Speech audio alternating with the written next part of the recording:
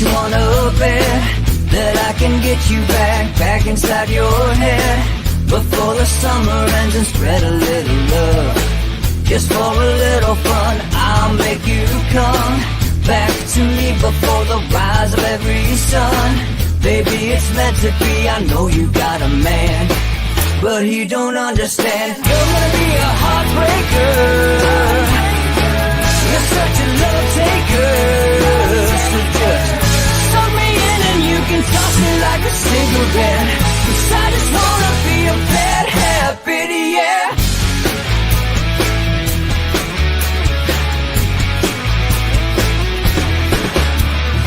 Rhythm in our love, it's impressive, excessive. You can't make this stuff up. My chest beats, it's restless, wakes the neighbors up above. Yeah, baby, come and show me love. Baby, come and show me love, because you're gonna be a heartbreaker. You're such a love taker. So just suck me in and you can toss me like a cigarette, 'cause I just wanna be a bad habit, yeah.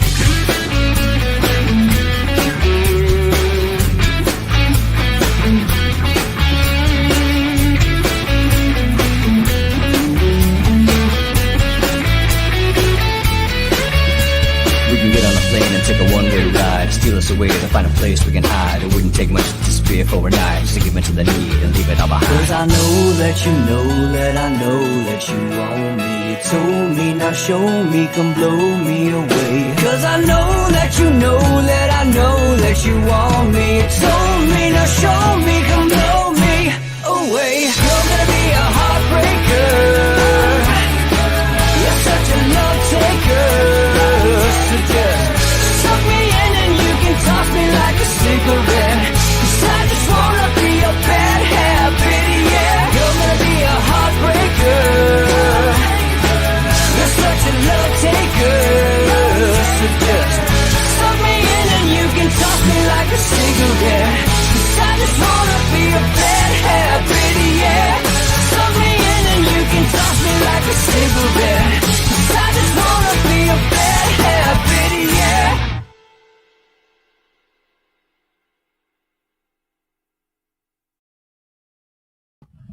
All right, folks, good morning. It is Tuesday, September 22nd. Thanks for watching Inside the Numbers with the People's Pundit. Follow me on Twitter at People's_Pundit right there.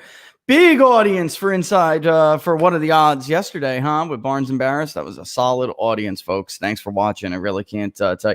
Look, if you're on Periscope, they're just taking us down afterwards. I don't know what to say. Shoot over to YouTube or Facebook Live, because they're just taking us down. I mean, I changed the video processing speed, so it would be poorer quality because they said that we were running too high of quality.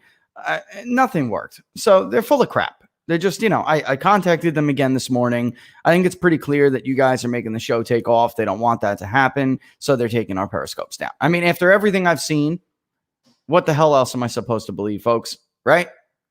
I mean, really. I mean, they don't get the benefit of the doubt anymore. They just don't with me. They've turned me, like I've said, they've turned me into a cynic. It sucks, Yeah, she's happy. It sucks, but they have turned me into a cynic. I really don't know what else to say. YouTube strips tags all the time, but at least they let the damn video run. And what do I mean by that? So when you're filling in stuff, telling people what the show is about, how they can find you on YouTube, the tags, the category you're supposed to be in, which is news and politics. They keep moving me to entertainment. Like this is an entertainment show or something. This is a more educational show than anything you'll see on cable or network news television about politics. Until some other pollster does what I do, then I'd really like to see how they qualify as news and politics, and this qualifies as entertainment, But it doesn't really matter. The bottom line is it doesn't really matter. Look, I'm glad we're talking about Iowa and Ohio today. All right. And there's a couple of little bits of news that I want to get through. But when we did the Rust Belt poll, I told you, I think it's pretty clear Ohio is Donald Trump's best state. All right. As usual, I'm way ahead of the curve on everybody else. Simply looking at 2016 will throw people off this election, trying to project this election. The 2016 electorate, it may look similar in 2020, but it will not vote the same. And by that, I mean that the coalition supporting Joe Biden is not the same coalition that supported Hillary Clinton. The coalition that supported Donald Trump in 2016 is not the same coalition that's supporting Donald Trump this year. Okay. This year, Donald Trump's coalition is a lot more diverse. There are percentage-wise double-digit increases among Hispanics and mid-single-digit increases. I'm not, like some of the other pollsters out there. I understand sometimes you get a sample and it looks like 25, 30% in a national poll with black voters with Donald Trump. Look, we got 12%. I think that's more than feasible. In Pennsylvania, we're looking at upwards of 20%. In the Rust Belt, registered voters was 17%. Likely voters overall in the 6 states was 18%. So it makes sense that I found what other people are now starting to find. Once again, way ahead of everybody else, which is that Donald Trump is going to do better among minorities, but he has some slippage among certain whites. It would make sense then that Ohio would vote to the right of Iowa, even though Iowa voted slightly to the right of Ohio in 2016. And my point being is, and let's take I'm going to jump past we'll talk about the news in a little bit. I do have some information on SCOTUS. Like I've told you guys, this is not generally what I do, but I do know a lot of people. So I have some insight that I want to share with you guys. But first, let's take a look at Iowa and Ohio. This is the history of Ohio and Iowa. All right, going back to 2000. So the first thing that I got attacked with was that, what do you mean Ohio is going to be better than Iowa for Donald Trump? That doesn't make any sense. And I saw the Seltzer poll come out, tied at 47, I think it was, with Biden and Trump in Iowa. You know what? I mean, that's kind of close to the realm.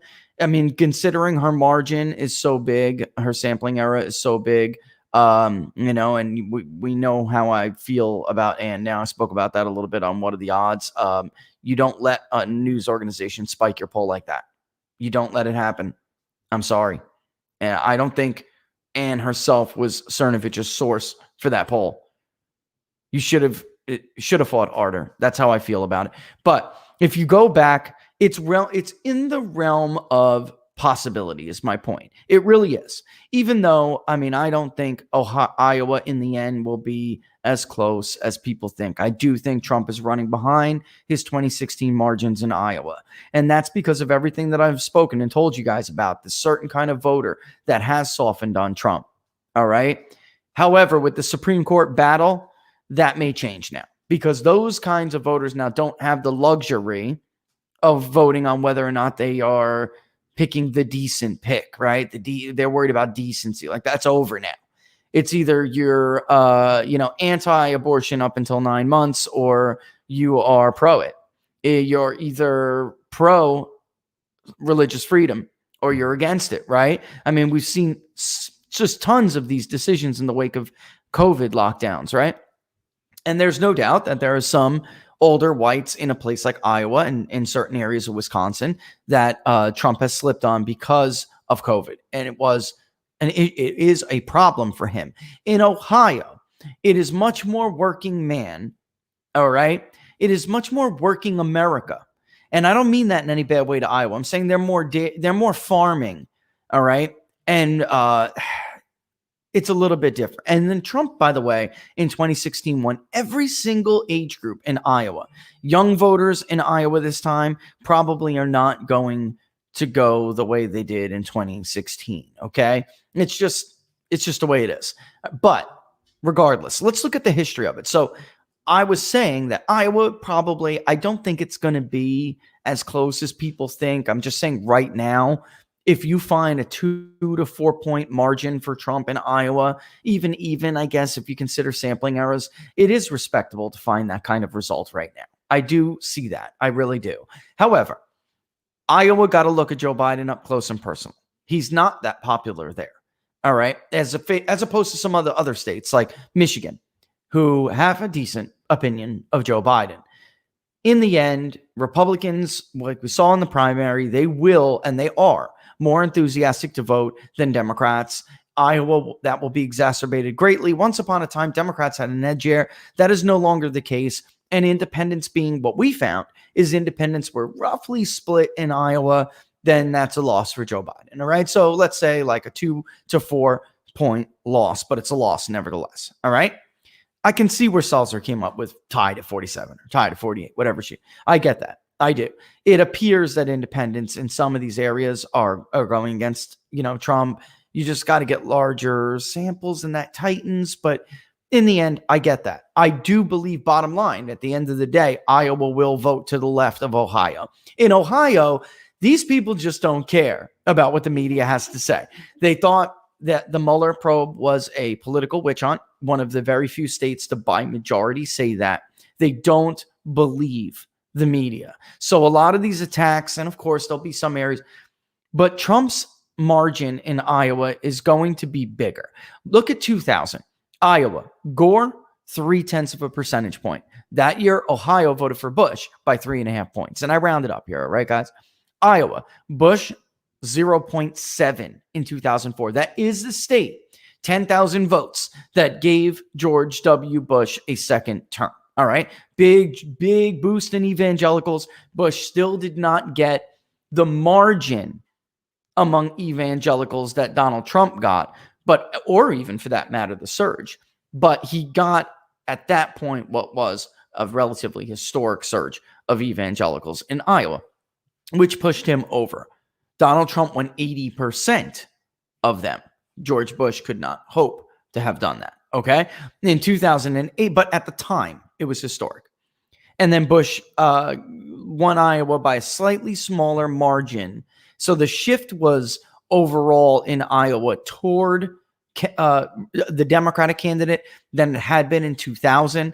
That is solely what Barnes and I were talking about yesterday, which is the working anti. They're not traditional conservatives. They share your values if you're on the right, but they don't share interventionalism. They don't share free trade. It's just that year it was either him versus Kerry. I would propose that the swing could have been bigger in Iowa had Democrats not nominated a Northeastern liberal. Okay? But they did. So they nominated a Northeastern limousine liberal from Massachusetts, very much in the mold of Michael Dukakis kind of thing, John Kerry, and it didn't work out. All right? But it could have been a bigger swing at one point. Bush barely increased his margin in Iowa, but it still moved to the right. Nevertheless, in 2004, Iowa still voted to the left of Ohio. In 2008, Iowa voted for Obama by almost 9.5 points, 9.6. But Ohio went for Obama 4.5%. In 2012, very similar thing. We saw Obama's margin basically almost get cut in half in Iowa. And then he lost about 35-40% of his support in Ohio. Yet again, nevertheless, Iowa went to the left, voted to the left of Ohio. It was not until 2016 that by 1.3 percentage points, Iowa voted to the right of Ohio. In 2018, which is not up on the board because we're talking about presidential elections, but in 2018, Ohio did not move to the left with the rest of the country. Iowa did. All right. Democrats made gains, congressional seats. They did. But in Ohio, that did not happen. 2 months ago, Trump was ahead of Joe Biden in Iowa by 10 percentage points. Or no, it's more than 2 months ago now. I'm sorry. Time's getting, in March, COVID really started to kick in, right? By May, it hurt his poll numbers. Right. And then in June, it really started, right, to sink in. And it wasn't until like July that it looked like he had some breath of signs of life. So I wouldn't be surprised with the tide in Iowa kind of polling. The idea Joe Biden would be ahead in Iowa is a little bit ludicrous to me. Let me put it this way. In our raw sample, it was about 10 points more Democratic. And it was still roughly, an even race. And by even, I mean within sampling error. If we did an, R+2, men 48, women 52, weighted for region, then which we didn't have to in the end because we filled in distribution. But if we did, it would be right around the ballpark of Trump plus 2 to 4. In Ohio, it's looking more like a Trump plus 6 to 8. Okay. So it's a little bit to the right. Now, I understand other media pollsters are not showing that kind of lead in Ohio for Donald Trump. I get that. But I'm going to believe those workers in southeastern Ohio this time. I'm going to believe the traditionally Democratic areas like Trumbull and what we were talking about with the other guys the other day. I'm going to believe them this year, whereas I didn't last time. And that's how you end up with a Trump plus 5 instead of a Trump plus 8. Okay? Or even a Trump plus 3. What was our final was Trump plus 3. We were way off, man. It's two things. We just didn't think that margin was that big, and we didn't think they would increase their share of the electorate. And they did. All right? So I just want to point this out because in my business, when you're attacked, when you come up with something that's new, that goes against the narrative and against the conventional wisdom, you get attacked or at the very least questioned. And when this poll came out, the Rust Belt poll, and I made it pretty clear that Ohio was his best state. People had a canary. That's all. He won Iowa by a larger margin. I don't know that. Iowa did that in 2016 for the first time in 20 years. 20 years. All right. So once again, I am ahead of the curve. And I have to point that out because it makes it easier the next time I say something that goes against the grain. Which, guess what, is going to happen. All right. That's going to happen. And then also, too, I want to talk about some of these, like Trafalgar has Biden plus 2 in Pennsylvania. Also, again, a respectable result. We were basically even, but I did say, and I maintain that I would have given it to Trump by a little bit. I'm talking about not just like what my gut tells me. Erie County is not close. All right. Joe Biden and Barack Obama carried Erie County by 16 points. It voted just a hair, 2 points for Donald Trump in 2016. It is a double-digit margin for him. So my point is, I think sometimes we get a little bit lost in one element of the electorate, and we forget that these things don't happen in a vacuum. All right?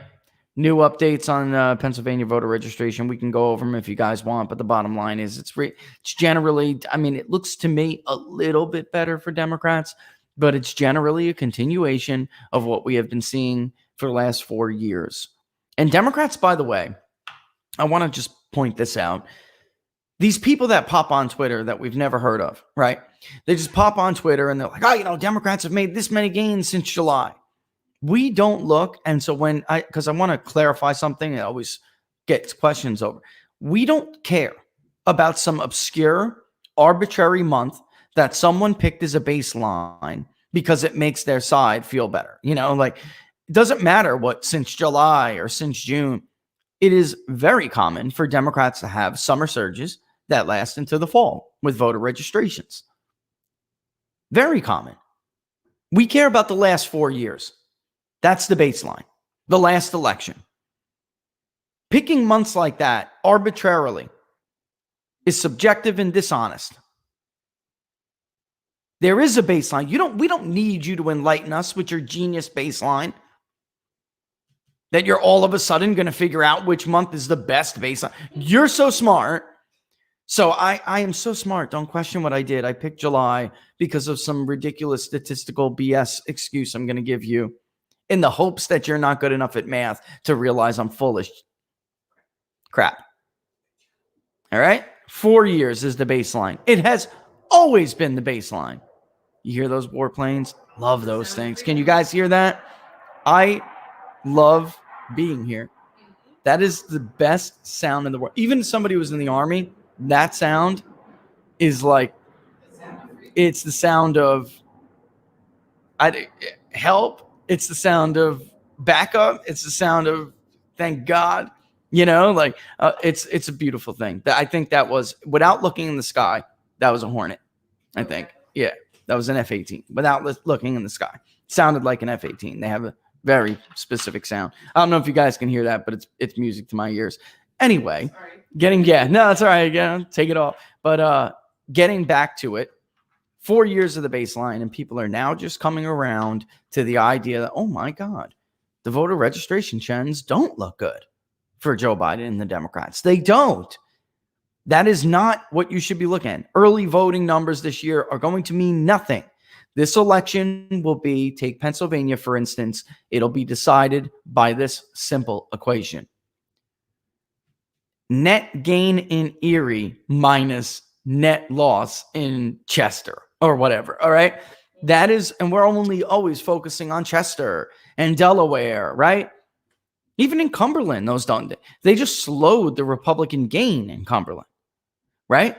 So it'll be the net loss. And then also, too, which way independents go. It's weird. Independents overall appears somewhat to be going slightly toward Biden in our polling, but it depends which state you're looking at. So in Pennsylvania, independents are going slightly to Donald Trump.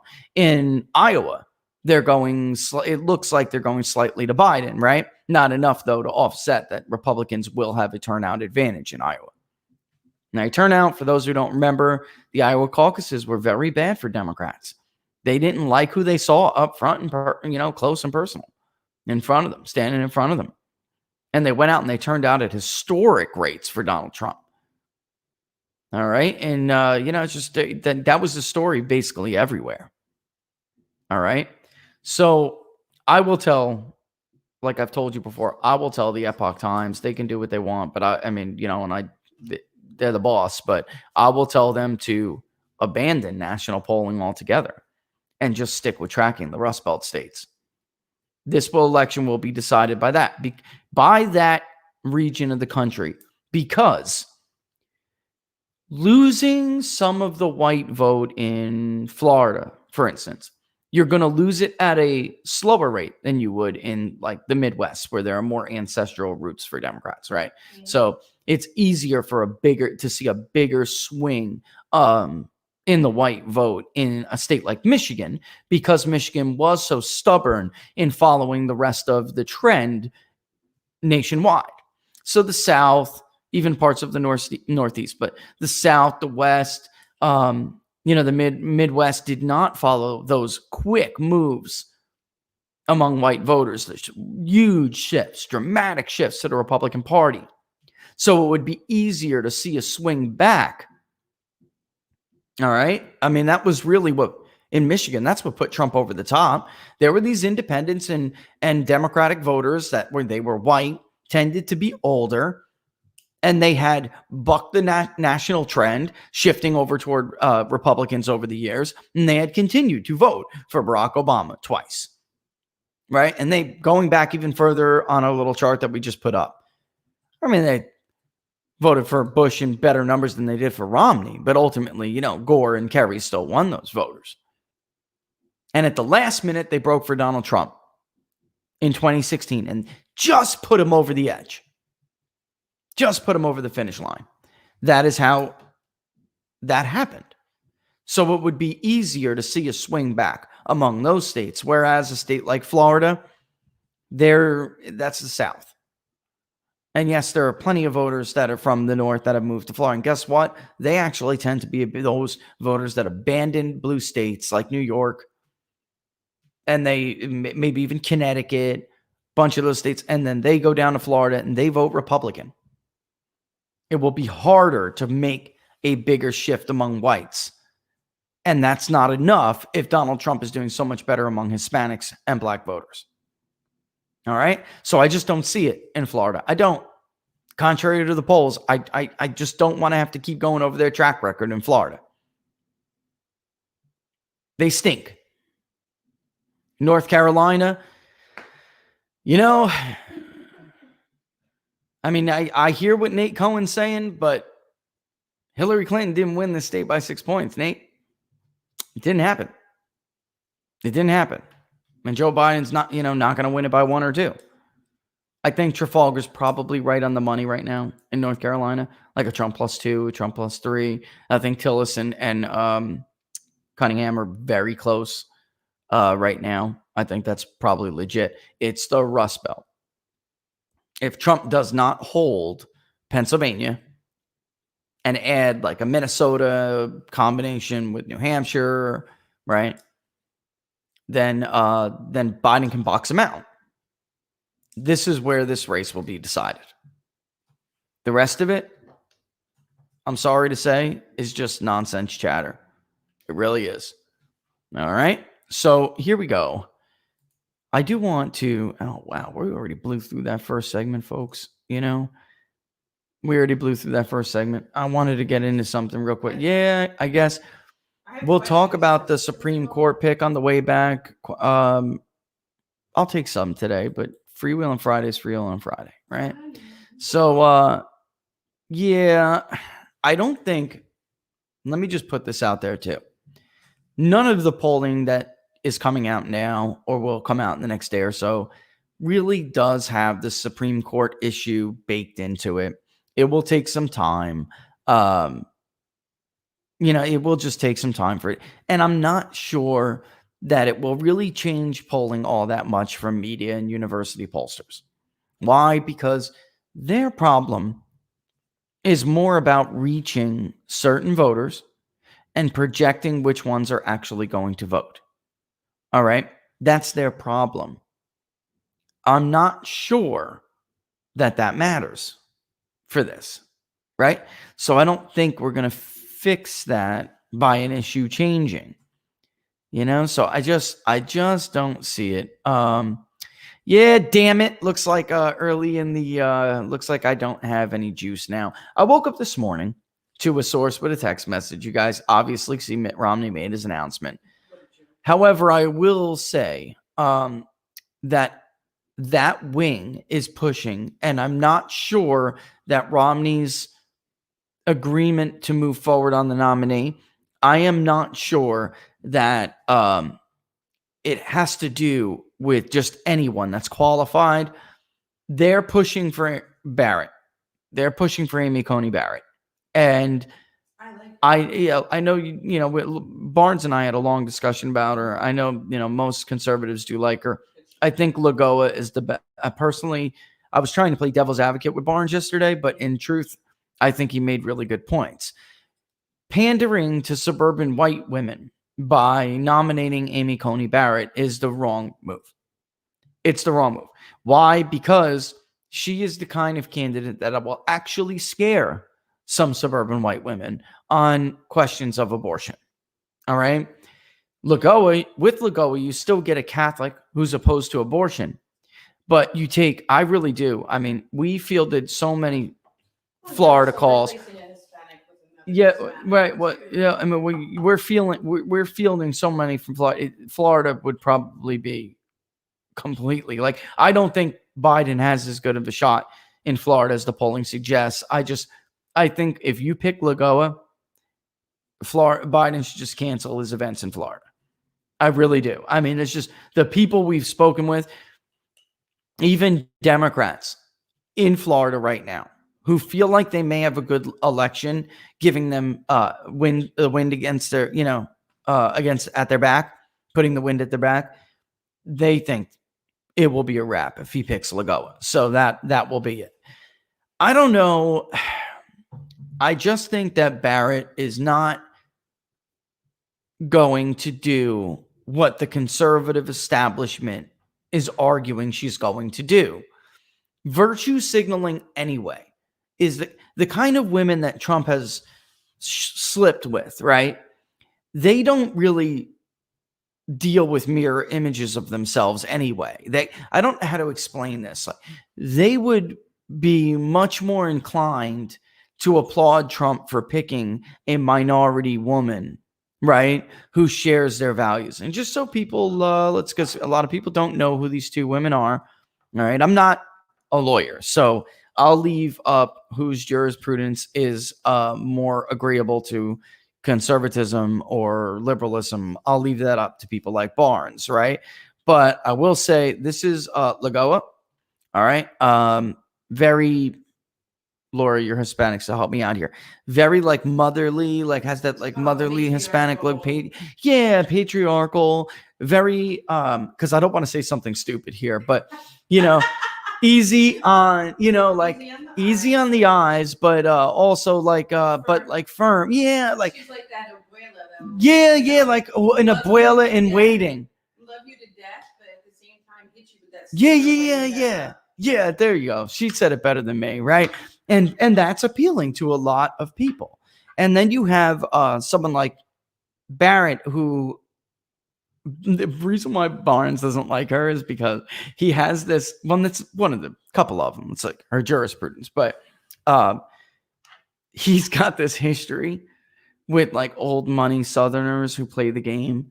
You know what I mean? So he's made the point yesterday that Barrett has played the game. You know, like she has positioned herself for this, right? So that she's more like a Roberts, like somebody who plays the game you can't trust as much, right?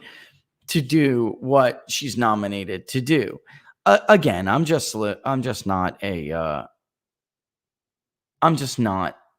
lawyer, so I'll leave that up to it. But yeah, like abuela in waiting, slender fingers, right? Everybody loves her, right? She's easy to love, but she's firm, like Laura said, like she's firm. So yeah. You know, yeah, I would again. I'm with Laura Butler in the chat room on this. I do think that Florida leans Trump. I just think that it's Florida's always so close. Why would you even take that risk? Plus, my point is, do you remember, if you guys watch me, then you've heard me speak about this before, the Rauner effect, right? So Bruce Rauner was trying to do two things in his first run for Illinois governor. He was trying, because he knew he was going to win downstate. It's a Republican area of the state. He was trying to cut in to the margin in Chicago with minority votes. All right. But he also knew that there's that virtue signaling white female voter in Chicago that you have to get to if you want to try to increase your margin in the urban areas significantly. And then there's, of course, the burbs of Chicago that lean Democrat. And he knew that it's more virtue signaling white women, liberal white women. His plan was not to pander to the white urban and metro woman. He didn't want to pander to them, but he did have the hypothesis, if you want to call it, right? That if he reached out to groups of voters and groups of people who those women view to be disenfranchised, all right, I guess, or maybe not even oppressed. I don't want to use that word, but what's the word? At a disadvantage in society, all right?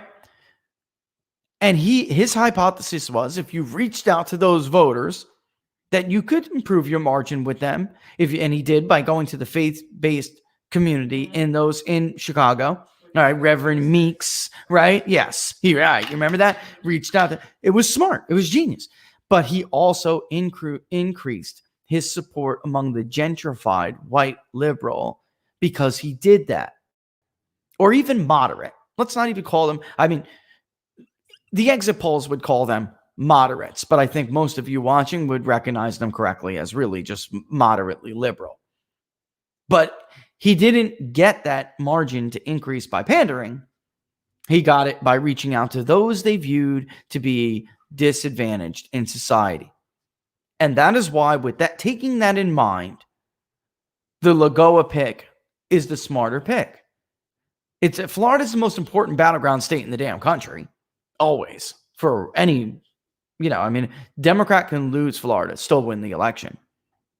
All right. But it is the most important battleground state for a Republican.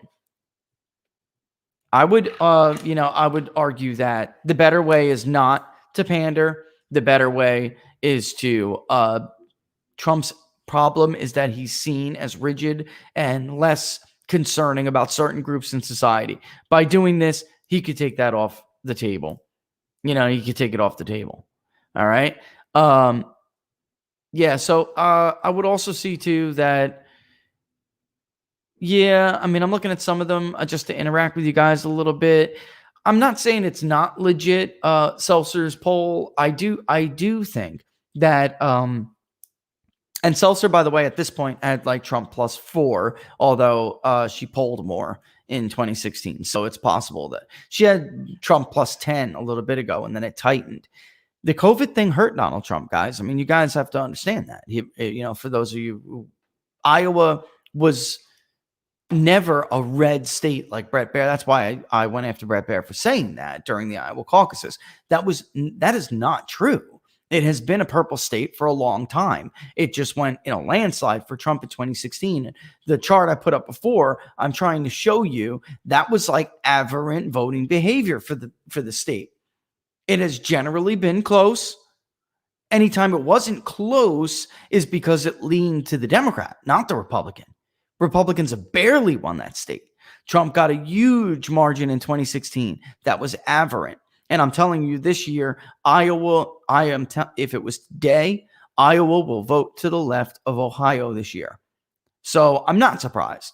Her margin is a big margin too, guys. So, I mean, when you're, plus or minus 4, and with the electorate being the way it is, you're overwhelmingly more likely to miss in the other direction. So, tied at 47 very well could be a 51-47 or a 52-46, right? I mean, it can be when your sampling errors. I think that one's 4.4 and 4.5. So it is. I mean, it's a respectable result. I'm telling you, Iowa's to the left of Ohio. All right. So we would just say differently. We would say Iowa's more like 2-4 for Trump right now. And just Ohio is like, you know what? I'm going to have to do this. I guess I'm just going to have to do it. Hold on one hot minute. Ohio in the raw was more pro-Democrat than it should have been. Yet the lead for Trump just in the raw was big. And we are going to, I was actually talking to him this morning. You can't show in the raw, Laura, the Rust Belt poll by state, because it'll look like Trump's lead in Ohio is way bigger than it really is. All right. And for instance, Wisconsin, Biden's lead is probably way bigger than it is. It's just not. Each state has to be weighted by region itself, right? Without getting into the weeds, I mean, this is a whole other show, guys, but you can't do that. You can't then the raw response is Ohio was this, but it does, if you're, dying to do it, it does give you an idea, right? Of how somebody is doing just simply from the raw. Let me look and show you guys. Let me pull this up. All right. This is the raw in Ohio. And I'm going to show you guys this, and then we're going to go to the break. All right. This is the raw in Ohio. Okay. And just so people understand, this is all registered voters. This is the all. So Biden had a 6-point lead in all registered voters. All right. So this was the 49.5. And actually, this is the wrong damn day. This is one of 3. So, but you can click. I mean, it never changed is my point. And I bet you among likely it would be even bigger, but it never changed. I mean, the point is this is only 400 responses and it was Trump +10. And let me really quick look. I want to say that it was the gender in this day was like 47 men, 48 female. Let me look. It may not have been. It may have been decent, but it's a little less white. It's about 4 points less white than it should have been. Actually, yeah, no, it's male 46.5. And just to let you guys know, in 2016, let me just pull this up. In 2016, the gender breakdown was, close, 47-53. But, so that wouldn't help that much. But the point is, in the raw, the electorate leaned a little less white than it will be in the actual election. So whites make up 80%. It was about 78% white, roughly 50% Females are a little bit more, but not much. That's in the ballpark. But by age, it was younger. The Raw was younger than it would have been. So all of that would have to be weighted, and it was still Trump by 10. I think it would actually it wouldn't be shocked if it tightened a little bit, but over the course of 3 days, it was more like a 6 to 8. And so Ohio was, our results were very clear. Ohio was to the right of Iowa. It was. So it may be that we get closer to a traditional 04 map. I don't think so though, because there are other states that are on the board. Speaking of which, let's take our quick break. When we come back, I'll give you the update with the polling project, which is a good place to start off because I know we want to do Florida, but there's some other options out there too. I'll give you guys an update on how much we raised, which really stunning. I'll give a couple shout outs to people. I don't know if you want me to use your last names, but I'll probably abbreviate your last name just in the last hour or whatever. All right. So hang tight. We'll be back in 30 seconds. And by the way, every time I think of that now, I think about that comment. Somebody sent us a comment saying, I think for the good of the country, you guys need to be on 24/7 from now until the election. Don't worry about those water breaks. Don't even get up for them. We'll ship them to you FedEx. That's some funny stuff, guys. Laura and I, whoever sent that comment, Laura and I were laughing hysterically. All right. We love you guys. But we will be back in about 30 seconds or so. All right. All the best.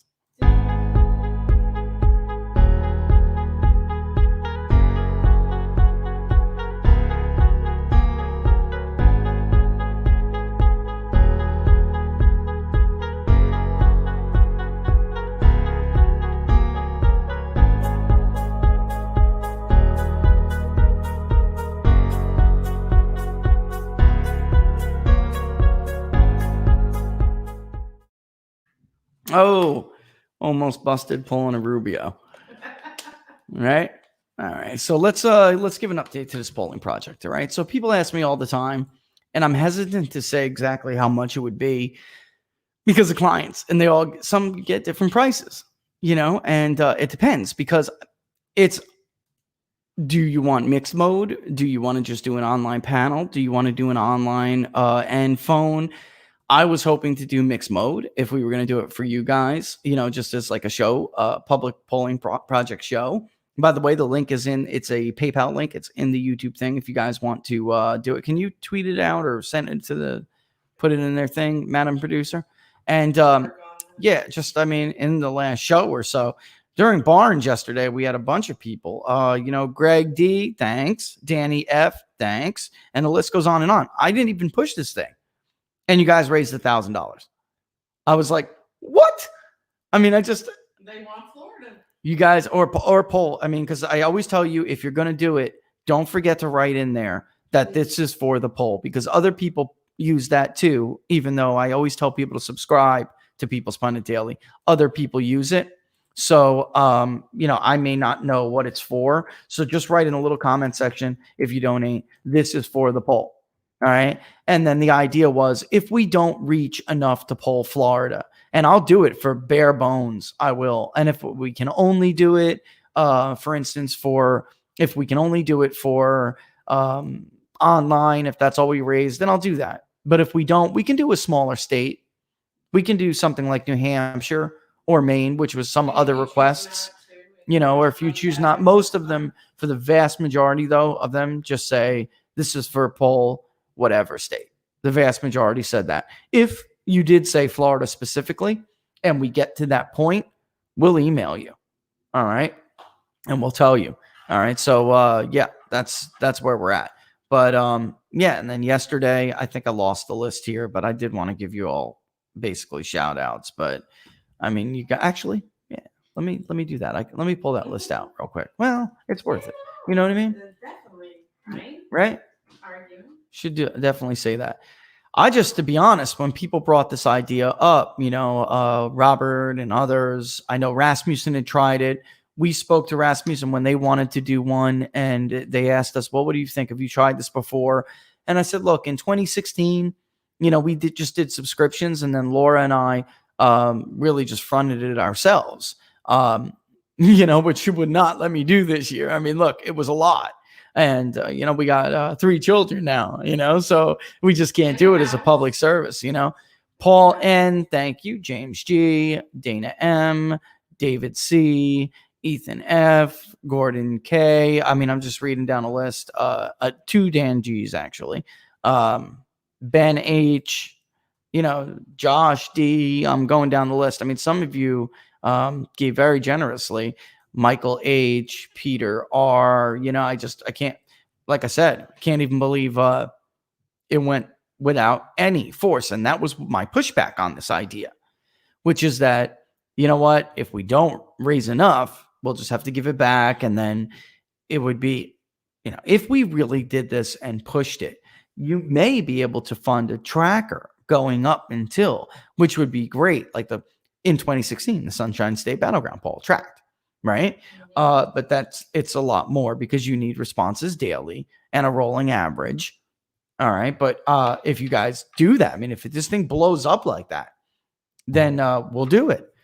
But if you wrote specifically Florida on there and we get to the point where we don't think we can, and we can do New Hampshire or something, then we will email you. But the goal is still Florida because people just don't know how to poll the state. They just don't. What was his name? Robert from Trafalgar tweeted out Jesse Waters, right? Leanne C, thank you. Saw that. But Jesse Waters, right? So he put out there, let's look at some of these media polls and then the polls everybody hates. And if you take out the polls out of the RCP average that everybody says are not legitimate pollsters, right? Or if you take them as Wikipedia will aggregate them a little bit easier than Real Clear Politics. If you take them out, then some of these races are even worse. And Florida in 2018, the gubernatorial election, among the worst. Jesse also pointed out Missouri, right? I mean, Marist, Nate Silver's favorite pollster, they had McCaskill up. She was going to hold her seat. Of course, McCaskill lost by more than 6 points, right? That's a 9-point miss outside the margin. Some of you people out there, critics, of course, trolls, you are wrong when you try to tell me in response to my tweet about Quinnipiac actually being more accurate because Nelson was at 51. Quinnipiac's margin was 2.1 or 2.4. And they had Rick Scott and Ron DeSantis down by 7 points. At, by the way, a 95% degree of confidence interval. Let me explain what that means. When you have a candidate, when a pollster tells you that one candidate is above 50%, and the trailing candidate is trailing outside the margin of error, you are essentially saying that they have no chance. All right? And your margin, you may come back later and try to say, well, Nelson was at 51, and that was closer than Rasmussen. It was at 46.55 or 47.46. No, it wasn't, because Rasmussen's was conducted in September, by the way, and it was a more accurate reflection of where the race actually stood. Meaning, Bill Nelson never had a 7-point lead. Never. Never. And that is the point I'm trying to make. Yeah, I mean, Angie, to answer that real quick, I mean, Florida's always going to be close. I just have, I'm looking at the big picture. And I'm saying, looking at the big picture, it leans to Trump. But it doesn't mean it's not going to be close. George W. Bush, circa 04, it would be very difficult to see margins like that again in a state like Florida, unless somebody has a very bad election. But look, even 2016 was a very bad election for Democrats. And Florida only went to Trump by 1.4 percentage points, or 1.2 when they counted all the Broward stuffing. Right? So it's always going to be close.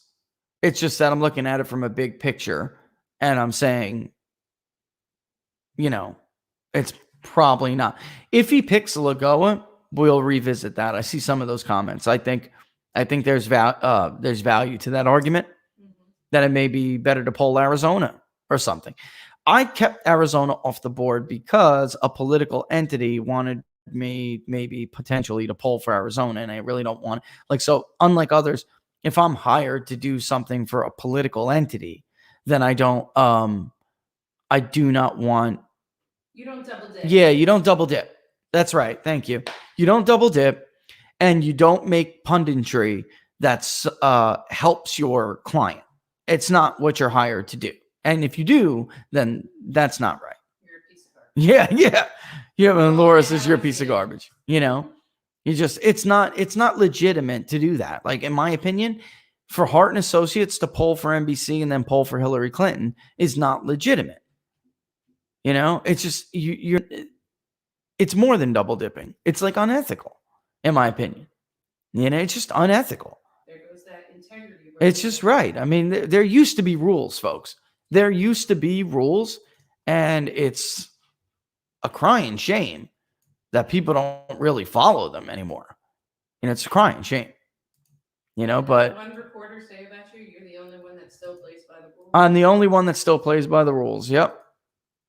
I was a Politico reporter, you know, but anyway, yeah, you don't know that Lagoa is not the pick. You don't know that. Trump fakes people with Supreme Court justices. He faked the hell out. I was telling, maybe you didn't watch What Are the Odds yesterday, but I told the story about what happened the last time. He will fake you, and nobody knows the pick. Okay? Nobody knows. Flash in a pan, hat tip. All right. So you guys, they keep it up this way, they will reach Florida. I'm telling you. Because I'll do it for like nothing. Florida is big, though. It is. It's a big, but look, we have minimal sample sizes, right? We have minimal sample sizes. So, like, for instance, the Monmouth poll, 400 responses, we would never do that. We just won't. Even if that's all we raise, enough to do 400, we would not do it. Like, that should be close to the oversampling for Hispanics, right? Like, there should be several hundred Hispanic responses, and it depends. I mean, for us, when we oversample, it depends because we will set, quotas for each Latino detail. So, are you Mexican? Are you Puerto Rican? Are you Cuban? Now, are you Venezuelan? Cubano, right? There's El Salvador. I mean, there's so many. I mean, in Florida, there's so many.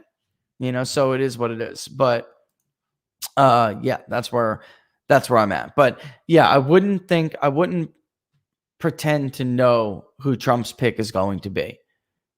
I just wouldn't, because he head fakes, and he has a Look what he did with Kavanaugh. Look what he did with Kavanaugh. Yeah, I mean, for those of you guys who don't know, I mean, that people were leaking. It's going to be this one. It's going to be that. I mean, and with Gorsuch, he kept a tight lid on that. All of the leaks were wrong. Last time people used the head fake, thought they used Barrett to head fake away from Kavanaugh. And Barrett was even on the move.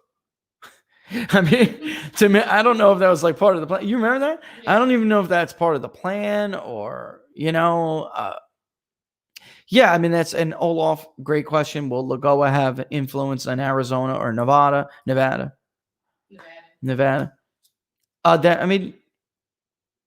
It couldn't hurt. But it's also like I said, it's also the Rauner effect, which we call it the Rauner effect. You cannot pander to moderate women in the suburbs by mirroring them. You just can't do it. That's not how they operate. It's not how they think. So they would be much more impressed by giving, if you gave somebody a disadvantaged person a chance. It aggravates me that they think they can do that, because 1 minute it's like me being Hispanic. And hold on. Let me bring you into there. Am I there? Yeah, you are. Oh, okay. Sorry. It's just like, it's an insult though, really, because it's like comparing me being Hispanic here, right? And then taking another person from a different part of another Hispanic culture and saying we're all the same, which we're not, because I cook differently than a Venezuelan cooks. Right. I mean, just in general, our base core, yeah, we could speak Spanish, but and we even have different dialects in Spanish. So it's, it's an insult really to compare everybody as one lump sum.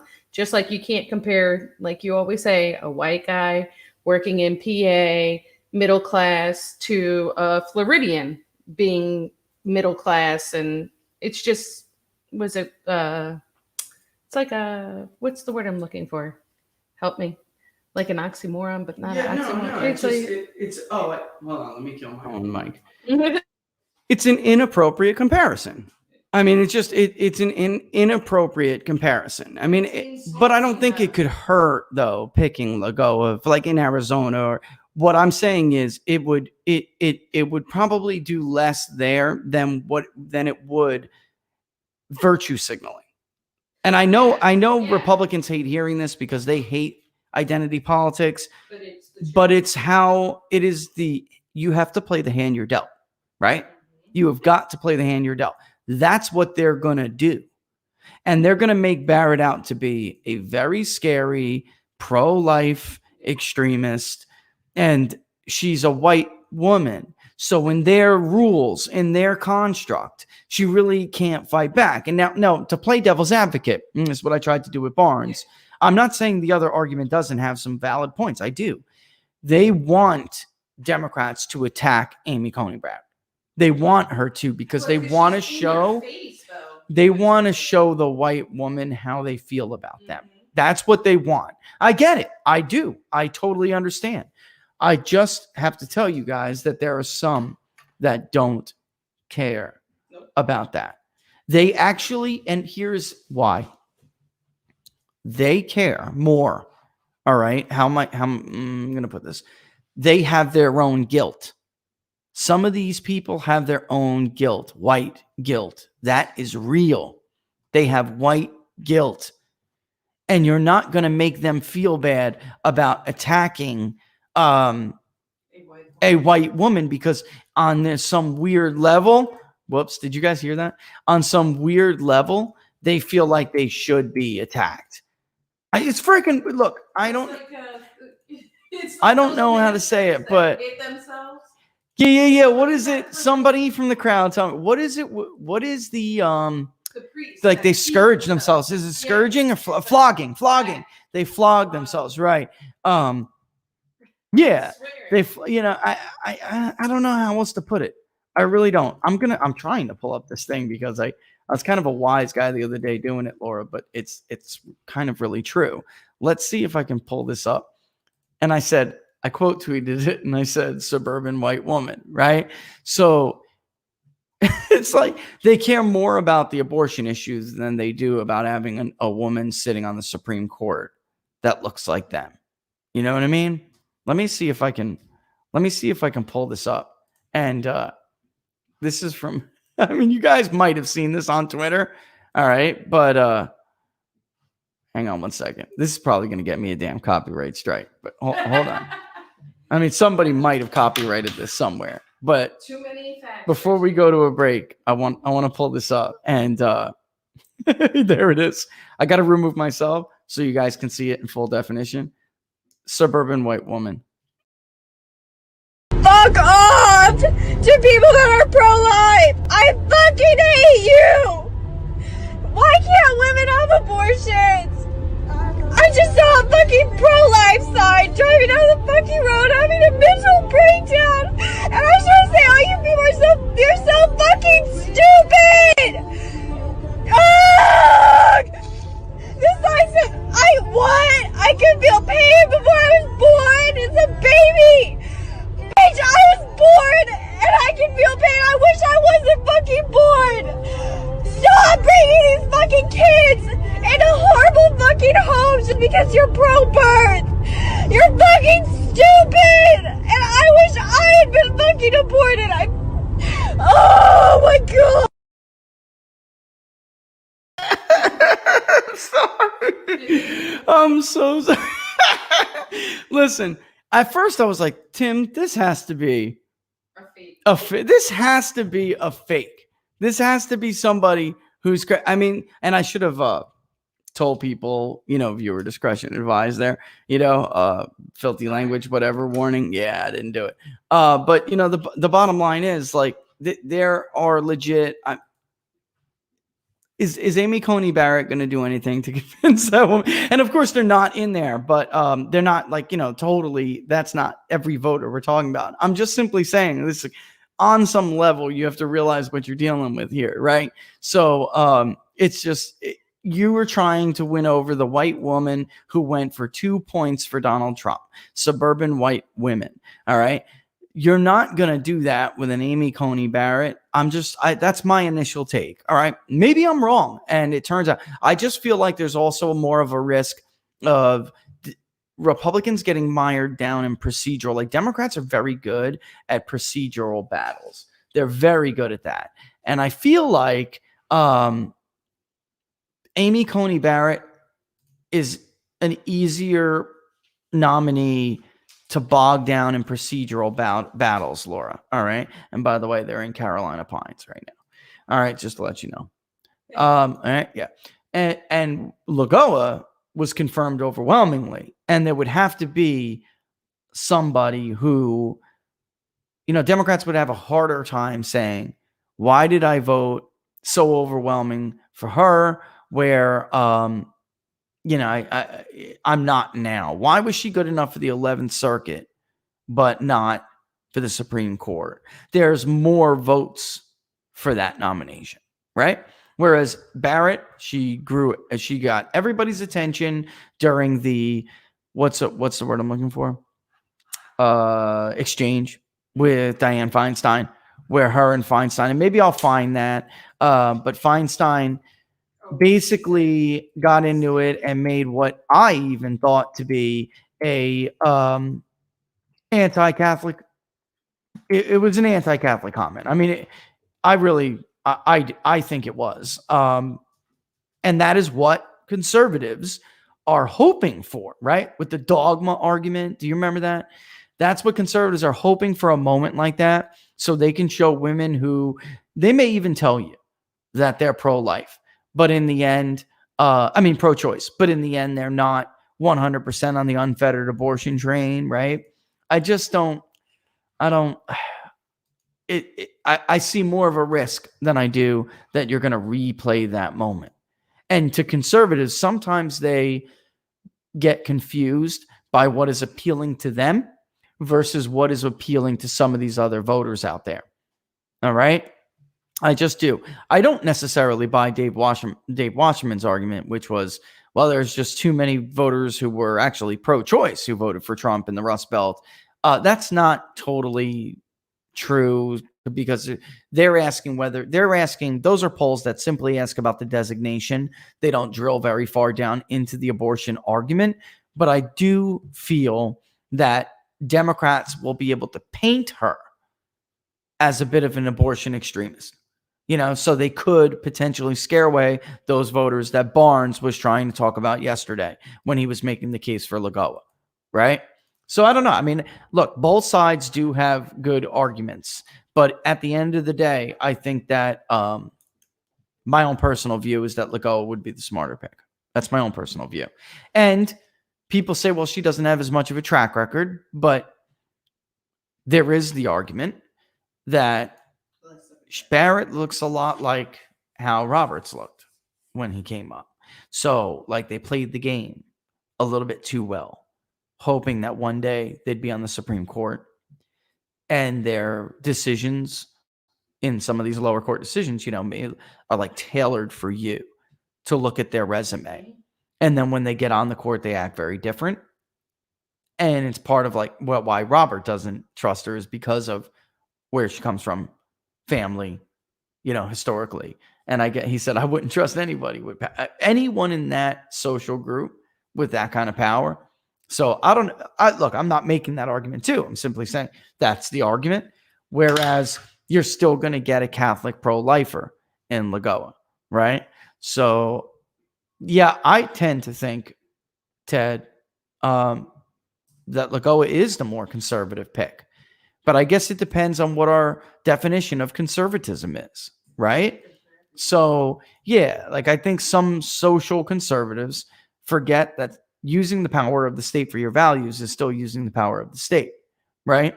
And I'm a little bit different than that. And Lagoa, like Z the Boxing Cat is pointing out, has a good story. I mean, a really good story to tell. Not that, Amy Coney Barrett didn't work her butt off to get to where she is too. I'm just simply saying that, it's harder. And when you're talking about those suburban votes, they look at someone, they look at somebody who is disadvantaged and whether or not you took that into consideration when you made your decision. And that's how they'll overall view it. It is true. Lagoa has a thinner record, folks. It is. It's true. That's absolutely true. But there's also a lot that you could really not like about Amy Coney Barrett's record. It's particularly the case that she cited. I mean, for those who didn't watch What Are the Odds yesterday, like I said, I'm not a lawyer, but yeah. I mean, look, I'm going to put something in the thing for you guys to read. All right. There is a difference between the typical conservative voter and the Trump coalition. And from the Trump coalition, the more populist conservative standpoint, there's more at stake than just abortion. If you're trying to get out Trump's coalition in the Rust Belt, for instance, there's more at stake than just abortion. And in fact, maybe some of them may share your values, that they don't like abortion and would love to see it not as a practice, but they also don't like the government telling them what they could do in really any arena like that. All right. So I'm going to tweet something out, read it or glance at it during the break. We're going to take a quick break, a 2-minute break. Pundits Take human event story is what I just tweeted out. They're coming at it, and it's not my opinion. I'm saying they're coming at it from the more populist conservatism point of view. All right. And I think it's pretty clear that the traditional conservative Shapiro wing has proven time and time again they cannot win an election. They just cannot put together a national coalition that can win the Electoral College. So that's why a Ted Cruz kind of, candidate, I'm sure he's a great guy. I don't know, but he would not, which Rust Belt state would he have flipped? Like he would have done horribly in northwestern Wisconsin, whereas Trump held down some of those margins up there in the remaining traditionally blue Ashland, Douglas, which I keep going back to, but it's important. I'm doing that for a reason. The 7th congressional district. I forgot his name already. Duffy. He did well there because, he got implanted during the Republican wave. He took that seat during the Republican wave, but that district itself is more of a labor district historically. It's a labor mixed with some conservative or religious conservatives. But you wouldn't see somebody like a regular conservative, establishment conservative, do that well over there. All right, you just wouldn't. So I think they're both have valuable points. They do. Read that human events, see where it's coming at from that part of, see where they're coming from that part of the argument. But let me take a real quick break. All right. Don't text me or call me during the show, people. All right. For people who I know watch the show, somehow they're still calling. All right. Laura B. Oh, like Laura, like my wife. Thank you for yours. And if I missed anybody else, I'll get through it. All right. You guys are going to get there at this. Tropical Acres, Flash in a Pan, all of you. Thanks. Let me take a quick 2-minute break, get some water, bust Laura's chops for coffee, and we'll be back in 2 minutes.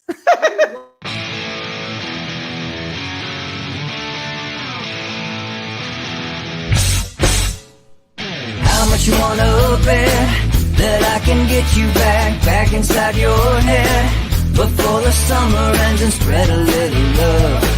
Just for a little fun, I'll make you come back to me before the rise of every son. Baby, it's meant to be, I know you got a man, but he don't understand. You're gonna be a heartbreaker. You're such a love taker. So just suck me in and you can toss me like a cigarette. 'Cause I just wanna be a bad habit, yeah.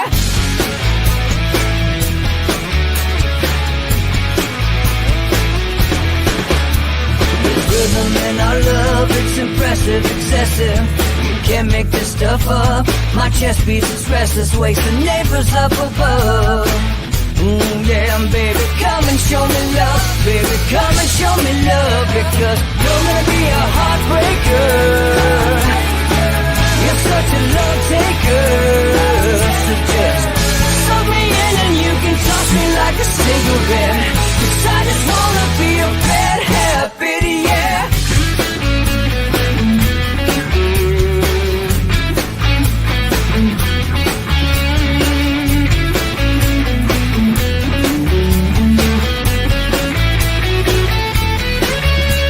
We can get on a plane and take a one-way ride. Steal us away to find a place we can hide. It wouldn't take much to spear for knives to give in to the need and leave it all behind. 'Cause I know that you know that I know that you want me. You told me, now show me, come blow me away. 'Cause I know that you know that I know that you want me. You told me, now show me, come blow me away. You're gonna be a heartbreaker. You're such a love taker. So just suck me in and you can toss me like a cigarette. 'Cause I just wanna be a bad habit, yeah. You're gonna be a heartbreaker. You're such a love taker. So just suck me in and you can toss me like a cigarette. 'Cause I just wanna be a bad habit, yeah. Suck me in and you can toss me like a cigarette. 'Cause I just wanna be a bad habit, yeah.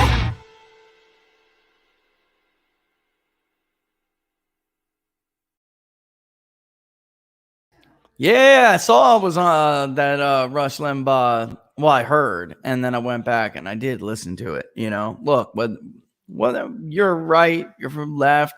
I know the left hates Rush Limbaugh. You cannot deny the man's impact on political discourse in this country over his career.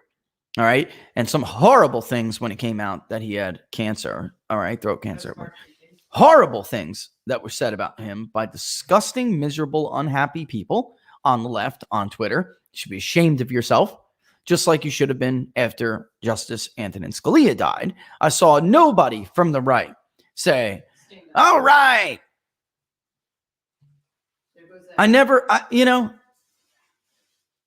So this idea like we're all going to be united by, look, I'm not saying this from a political point of view. I'm simply saying this idea Joe Biden is going to unite us is a total freaking joke.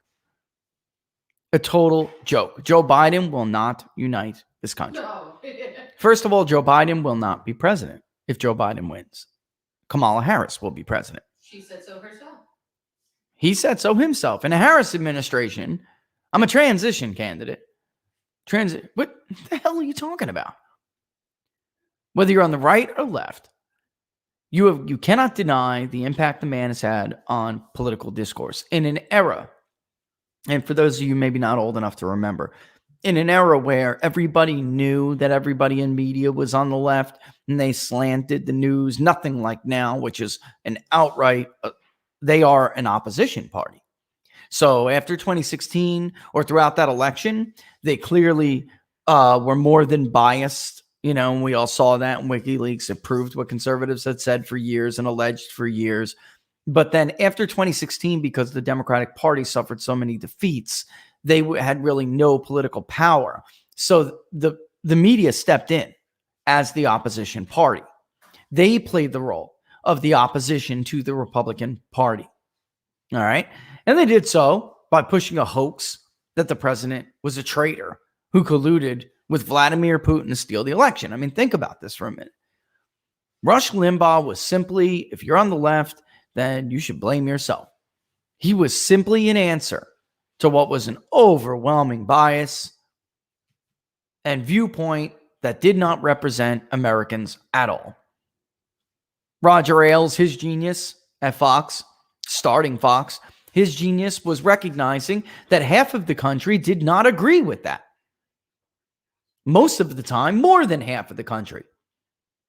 And I would argue that the media handicap is so strong, I don't think Democrats could win national elections without the media as corrupt as they are. Yep, that's right. I said it. Donald Trump's opponent is not Joe Biden. Donald Trump's opponent is the big media hate machine. Donald Trump's opponent isn't Main Street, it's K Street and Wall Street. Donald Trump's opponent is corporate media, corporate America, and all of the globalist institutions that come along with it. It's just reality. This is like joke. This is Park Avenue versus Main Street or whatever. This is the donation trend from Wall Street, folks. It used to be that Wall Street hedged, and you can clearly see it depending on the election, right? The 1994 Republican Revolution, Newt Gingrich engineered that without the help of big business. Wall Street. George W. Bush won re-election without the help of Wall Street. Wall Street became the party of big business. Republicans became the party of big business under the Bush era. And definitely was, look at Mitt Romney's cycle right there. They overwhelmingly backed Mitt Romney. And then during the 2016 election, this is to Congress, all right? But they backed Republicans slightly during Donald Trump's bid, and then you can clearly see the trend since the Trump era. So since Donald Trump has remade the Republican Party into an image of the working man's party and not the party of Wall Street and big business as it has always been portrayed, Wall Street has abandoned Republican candidates. Overwhelmingly, those donations flood to Democrats.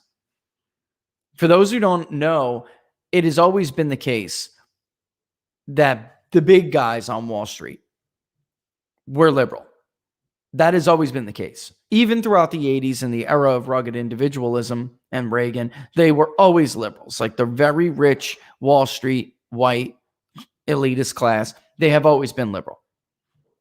But, traders, and when we say Wall Street, by the way, the security and investments is the industry that we're looking at right there. All of that data came from the Center for Responsive Politics, okay? So spare me whatever little, if I just broke your brain, if you're a Democratic voter and I just broke your brain by telling you for the first time that Democrats are actually the party of Wall Street, I'm very sorry. But that came from the Center for Responsive Politics, which comes from the Federal Election Commission. Those are FEC filings. All right. And this time around, Joe Biden is, he actually, as a ratio, Laura, he actually is he is the benefactor of more Wall Street donations than Hillary Clinton is. And yes, there is validity to the argument that Donald Trump is also running against China. So China and their influencers on K Street, on Wall Street, absolutely pushed Joe Biden to run. Absolutely did. He's in this race. So yes, it is also true that Donald Trump is running against China and their influence in this country, which is extensive. If you look at that again, that's a great point, Laura. She was just talking about the TARP bailout. All right. We actually put that on there to show you. If you remember, George W. Bush had to rely on Nancy Pelosi to get the TARP bailout through. The vote failed the first time because of conservatives and libertarian-leaning Republicans. Ron Paul was in the Congress at the time. He was a big advocate. He swayed votes. He did. But it was conservatives at the time, very much in the mold of Mike Pence. And then George W. Bush had to rely on Nancy Pelosi and the Paul Ryan rhinos to pull this over the finish line. Which tells you what? Which tells you everything you need to know, folks. Everything you need to know about who Donald Trump's real enemies are. All right? I mean, that's just numbers. That's not my personal opinion. That's not my subjective analysis, those are numbers. All right. And Paul Ryan did not ever oppose Donald Trump out of some ideological disagreement that he was some, I'm a true blue conservative and you're not. I can't trust this guy. He's from Manhattan. That's a load of crap. Paul Ryan's benefactors spent oodles and oodles and oodles of money on first NAFTA and then getting TPP. Donald Trump coming in and withdrawing from NAFTA and withdrawing from the Trans-Pacific Partnership, or renegotiating NAFTA and withdrawing from the Trans-Pacific Partnership, cost Paul Ryan and his crew a lot of money. A ton of money. Money that you can't even, as a normal American, begin to fathom.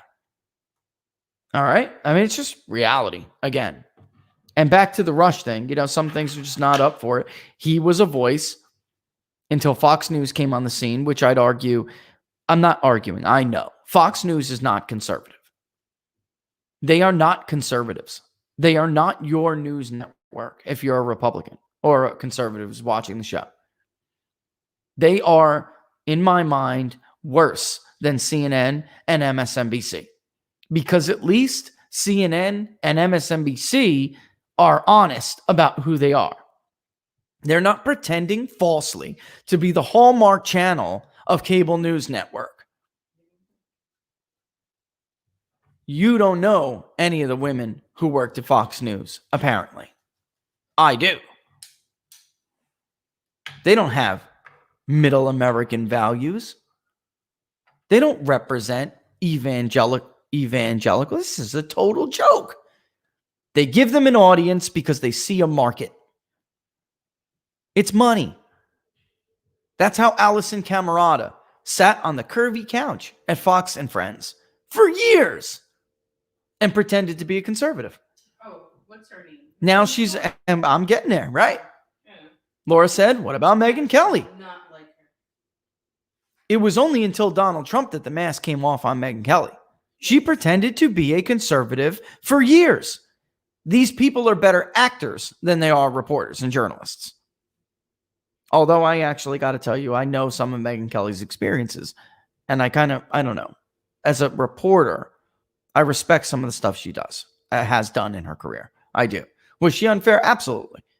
Did the network come to her and say, we need help running interference on Donald Trump? You're going to be the face of it. Along with Chris Wallace and Brett Baer. Absolutely. Actually, it was Chris Wallace, Brett Baer just helped. I mean, well, now that she's gone, right. John McCain's daughter, Meghan McCain, another perfect example. Sat on the couch on Outnumbered and pretended like she was a conservative. I mean, these are better actors than they are journalists. That's just a reality. And I have more respect for MSNBC for being true to who they are than I do for Fox News. Because that's deception. That's even worse. That's even worse. All right, so let's real quick before we get on that half an hour, I want to go over some very positive economic news. Okay, we do cover all this on PPD. It will be up by 11:20 right now. I mean, if we weren't doing the show, then I would have glanced over it. I got it, and pending for approval kind of thing. I got it, and I'm reading it here. It'll be up on there a little bit after the show because we all know how this works. I just refuse to let it. Nothing goes out. Nothing goes out without me looking at it. All right. Richmond Fed, one of the regional manufacturing indexes. Okay. First, of course, is the Empire State Manufacturing Index. That is New York Federal Reserve. That one's first. The Philadelphia Federal Reserve, very volatile, by the way. Tends to be more volatile and showed extreme overheating under Donald Trump, which isn't good. You want it to be high and strong, but you want it to be sustainable growth. You don't want to see overheating where new orders are, you can't keep up with new orders and stuff like that, right? Because that actually can be, that could be a precursor to a downturn, right? But the Richmond Fed, the consensus forecast for this month, which is the 5th district, all right, was a low of 10 to a high of 16. That was the range, the forecast range. The consensus was 12 for a reading of 12. The Richmond Fed came in at 21 today. That's a big deal. I mean, manufacturing now is showing levels that we haven't seen, Laura, since we haven't had a level that high since November 2018. That is correct. See, things like that, guys. Like, I want to know if those markers are correct, right? So is it true that Richmond Fed posts the highest reading since November of 2018? Yes. In November of 2018, the index came in at 19. All right. We haven't seen a reading that high since November 2018 when it came in at 19. Now it's 16. That is a very strong reading. Looks like the general index anyway, the diffusion index is the highest since 2018. The overall is, I don't know. I mean, the composites, it was 18 last month. Now it's 21. The diffusion index is the highest since 2018. All right. That's a solid reading. And it doesn't look like, looking at new orders and stuff, we're not talking about overheating here. We are now seeing, and why is this important? We are now seeing manufacturing and a slew of other indicators. I'm going to get into housing in a second. Housing is the most promising, and God help us if policy changes, because they will kill this. They will kill it. It's not partisan. Again, it's not partisan. It is reality. And the National Association of Realtors will be the first, and they are a lobby. Everyone uses their indicators, but they are a lobby. We are now seeing all these indicators from manufacturing, housing, which we'll talk about in a second. They are all demonstrating pre-pandemic levels and beyond. In many of these indicators that we cover on People's Pundit Daily, you have to go back to 2018, which was the height of the Trump boom, to get these kind of readings.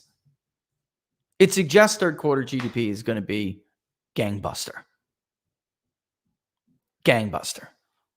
We shift and course correct now. If we change these policies now, we will stifle what could be a stronger recovery and a stronger rate of growth than we saw in 2018. It is that serious. Wages are growing now because of, they were growing at paces we haven't seen since before the Great Recession. And now they're actually growing at higher rates. And some of that can be distortions from the labor market data that we're getting from the Employment Situation Report, also commonly known as the Monthly Jobs Report, and others. But this could actually be sustainable. Like 4% and above wage growth could be sustainable if we continue this. Like I said, we're at levels now that in some of these indicators we didn't even get in 2018, which was the first year for 3% GDP growth in years. Barack Obama never got 3% GDP growth. All right. Not annualized anyway. All right. So let me sign into this. Look at that. There's another one. So, okay. On to housing. If you read PBD, you're a subscriber, then you definitely read the article that we did on housing and the recovery in the housing market. Housing was, they say firing on all four cylinders. Well, think about it like this. Here's my little analogy. All right. The Trump economy, which was stronger than anything we've seen in modern memory, the Trump economy was really firing on three cylinders. Not four, three. We're waiting for housing to come around. That was the fourth cylinder. At the end of 2019 and into the first month of 2020, it looked like we were going to get that fourth cylinder to fire. More than look like. It was happening. Builder sentiment was through the roof, which now, by the way, just set a record. The last reading that just came out set an all-time high. Why does that matter? Because housing starts, building permits, new residential construction. If builder confidence in the market for single-family homes is through the roof, the rest of that follows. Yes, it's a sentiment index, but they know their business. And indeed, it did follow. Pending home sales set records. New home sales setting records at multi-decade highs. All right. And now we got again existing home sales, which was gangbuster last month. It rose 24.7% last month. And year over year was up 8.7, right? The consensus forecast was looking for about 5,965,000 units. It hit 6 million. That's a 2.4% gain, which is really back down to the realm of normal, right? But that came after a 24.7% gain. Year over year, now we're up 10.5%. Even with the freaking pandemic. Changing course would be, I don't like the R word, mentally handicapped. Okay? You would have to be incredibly stupid to want to change course policy-wise, right? Because that's what this is about. This is the first election in modern memory, Laura, where we're not talking about policy. And honestly, Republicans are falling into the trap. The convention did. They were making rational policy arguments. Democrats did not.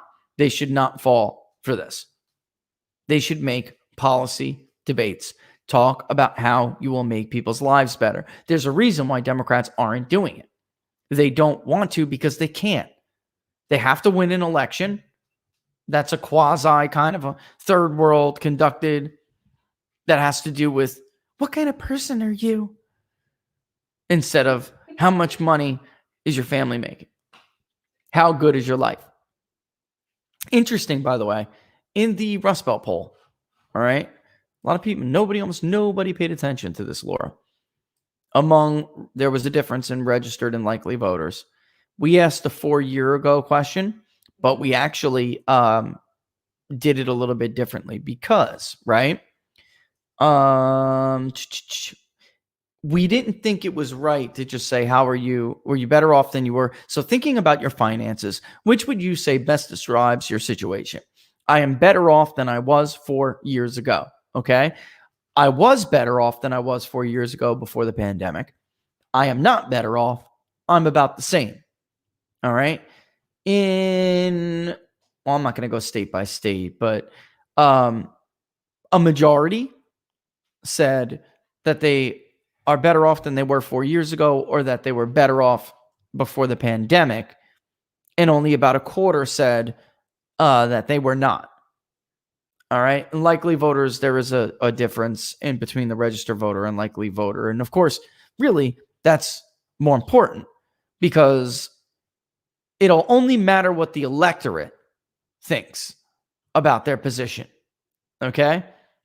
Do you support calls to defund the police in the communities where you live? I wanted to roll through a couple of these.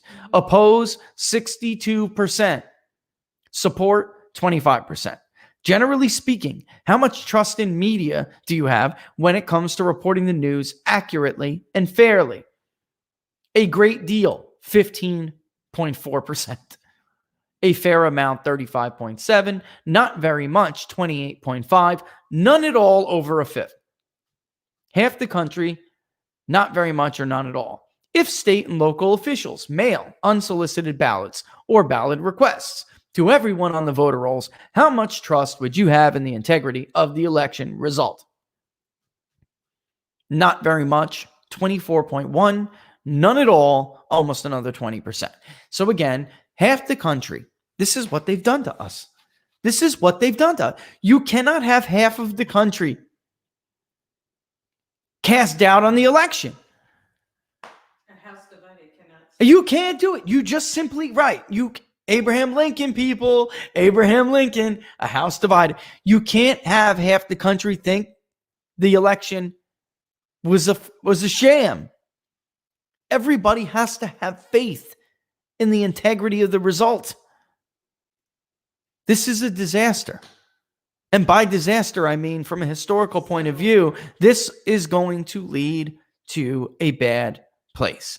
When one side or multiple sides comes to the conclusion that the electoral system no longer works for them, that the social contract is not living up to its end of the bargain, it all falls apart.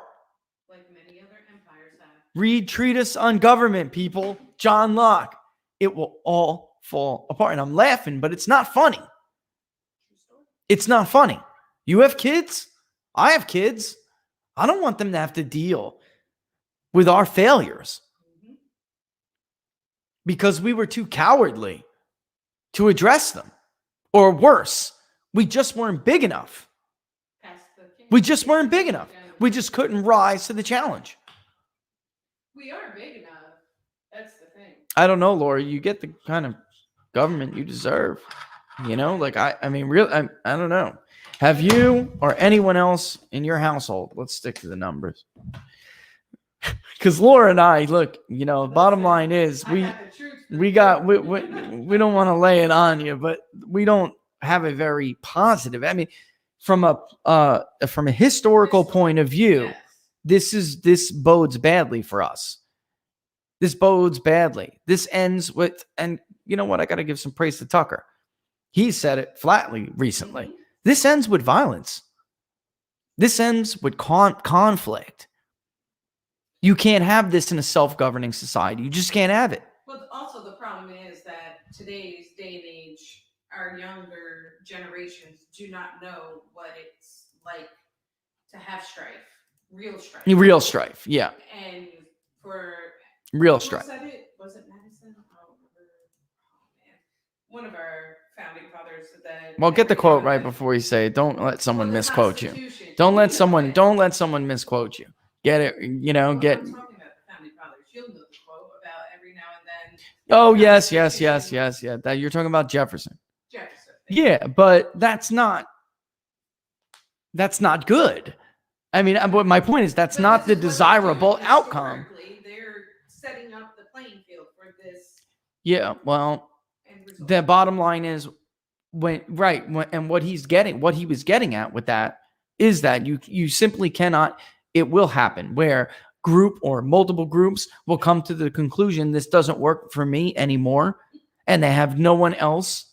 They have no other recourse but to take other action outside of the institutions that are designed to keep this social contract valid. You know what I mean? All right, let's cross-tab it, okay? Have you or anyone in your household purchased a firearm in the last 3 months or so? This is about the same as the national poll. So about 80 plus percent, 85% say no, about 12.5% say yes, and a little bit said unsure. Which system do you believe is better for the future of the country? Actually, I want to grab while we do that because I want the crosstabs on this. I want to read people. This jumped out at me like crazy. Let me read we asked about socialism versus capitalism and which one they thought was the better course for the future of the country. All right. And I'm going to give you the result. And then I want to read you a crosstab to tell you basically who said what, right? Mm-hmm. Okay, so among likely voters, all right. Am I in the likely voters or am I in the registered voters? Yeah, I know. So capitalism was 66.8%. Oh, that's because I didn't get rid of Ohio. I hope nobody looked at that since then. All right. Thinking about how like local of your elections, where's the capitalism versus socialism? My bad, guys. Once you undo it, you got to go back and look at the whole thing again. This COVID thing is killing me. I need new contacts. I need new glasses. You can't get anything now. It's killing me. Can't see anything, Laura. It's so bad for you. Can't see. I'm blind as a bat. All right. So 6 in 10 said capitalism. 20%, 20.3 said socialism. All right, roughly. And another 20% or so said they were unsure. All right, which is unbelievable. But among those who said capitalism is better for the future of the country, almost 82% are supporting Trump. Among those who said that socialism was best for the country, actually, I mean, well, that's the column vote, right? So Howie Hawkins looks like he gets most of that vote. But in fact, About half of Biden's voters want socialism. So the idea, that because they get mad when Trump and other Republicans bring up that this is about socialism versus capitalism. Then all the surrogates run on TV, race to, well, this isn't, that's ridiculous. Tell that to your own voters. Half of Biden's voters think socialism is the better way forward.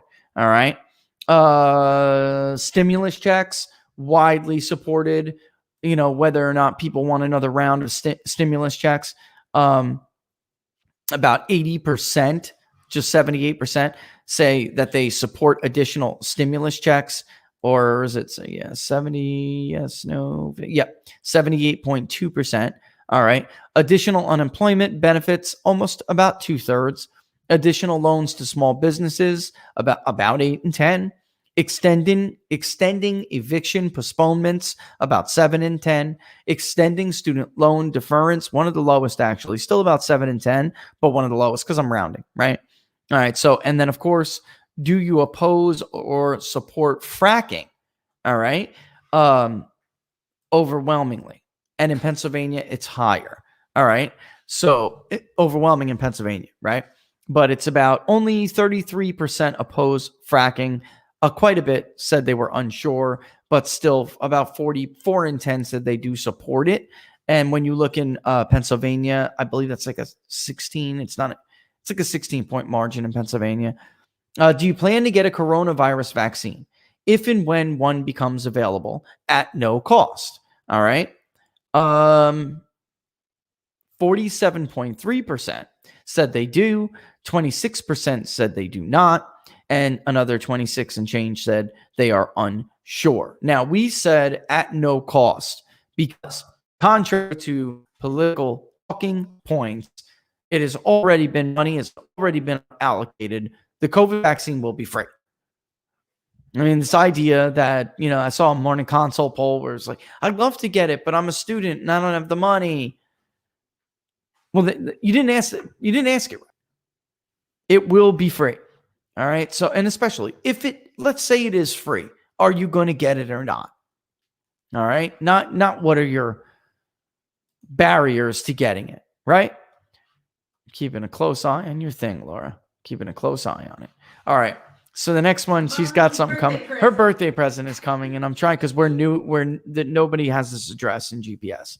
So it'll pass right by, and then she'll have to wait for the truck to go back to the hub, and then I have to go and sign for it and pick it up. Tell me what it is. And I won't tell her what it is. And of course I'm not. It blows the whole surprise, Laura.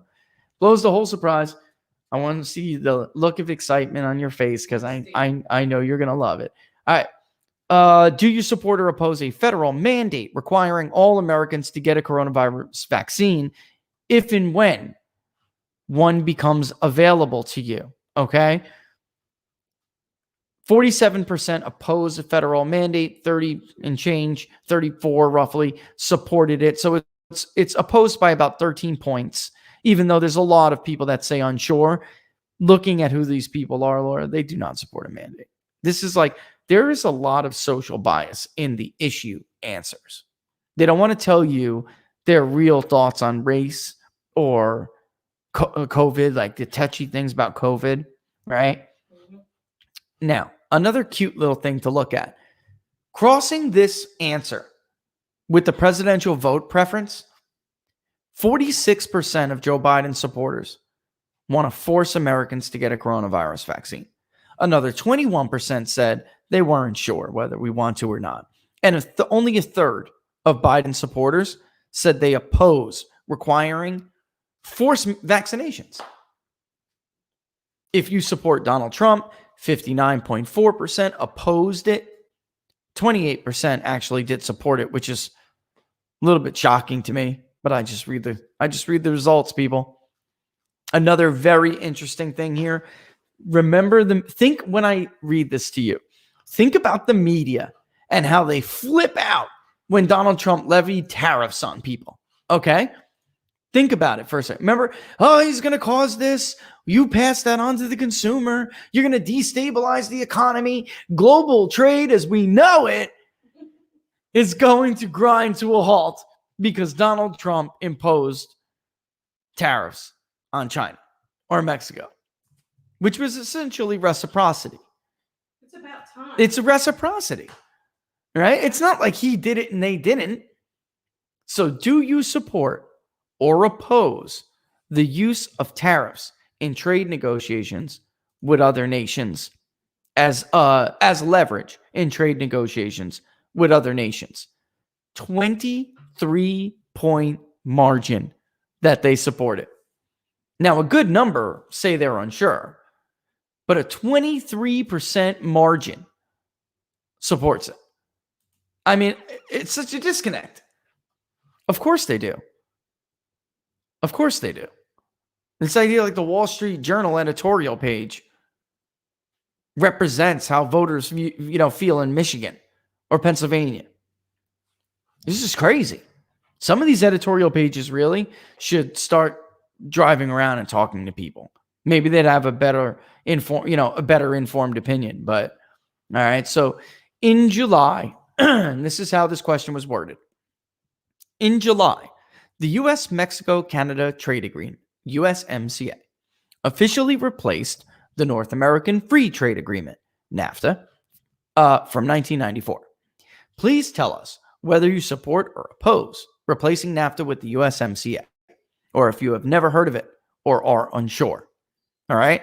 17% and change, about rounding up 18%, said they never heard of it. And when we looked at it, it's not a shock.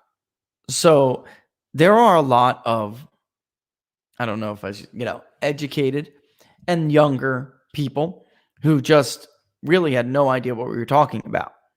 Another third roughly said that they were unsure. By a 20-point margin, support won out over oppose. Only 14% wanted to keep NAFTA. 14%. That's it.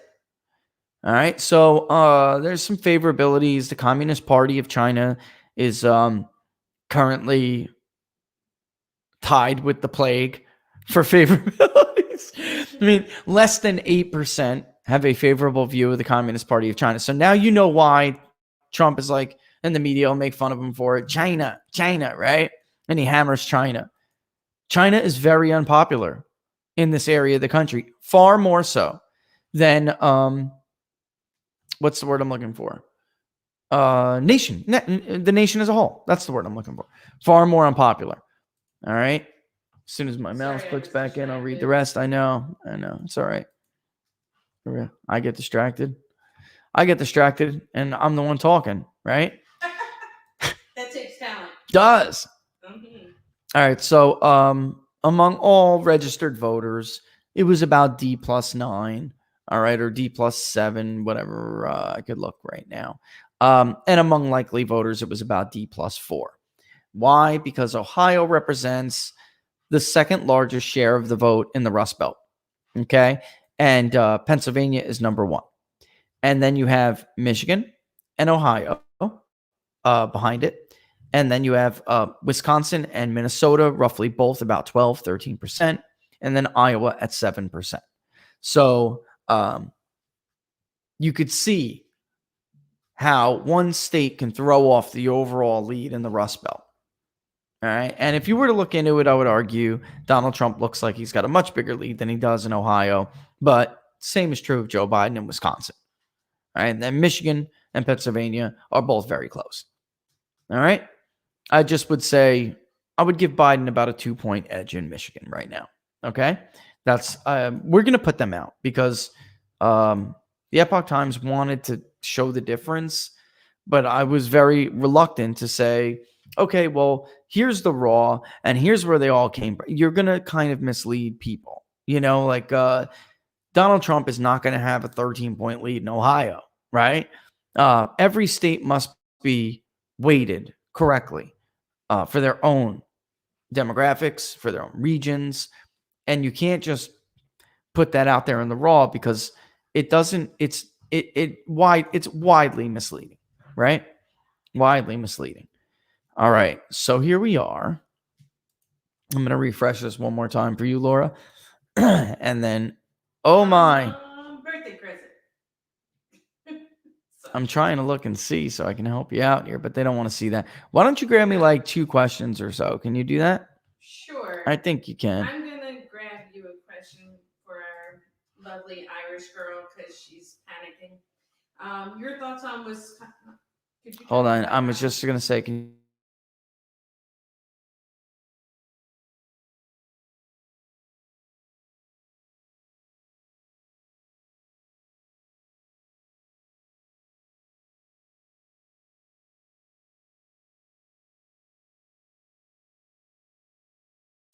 Whoops.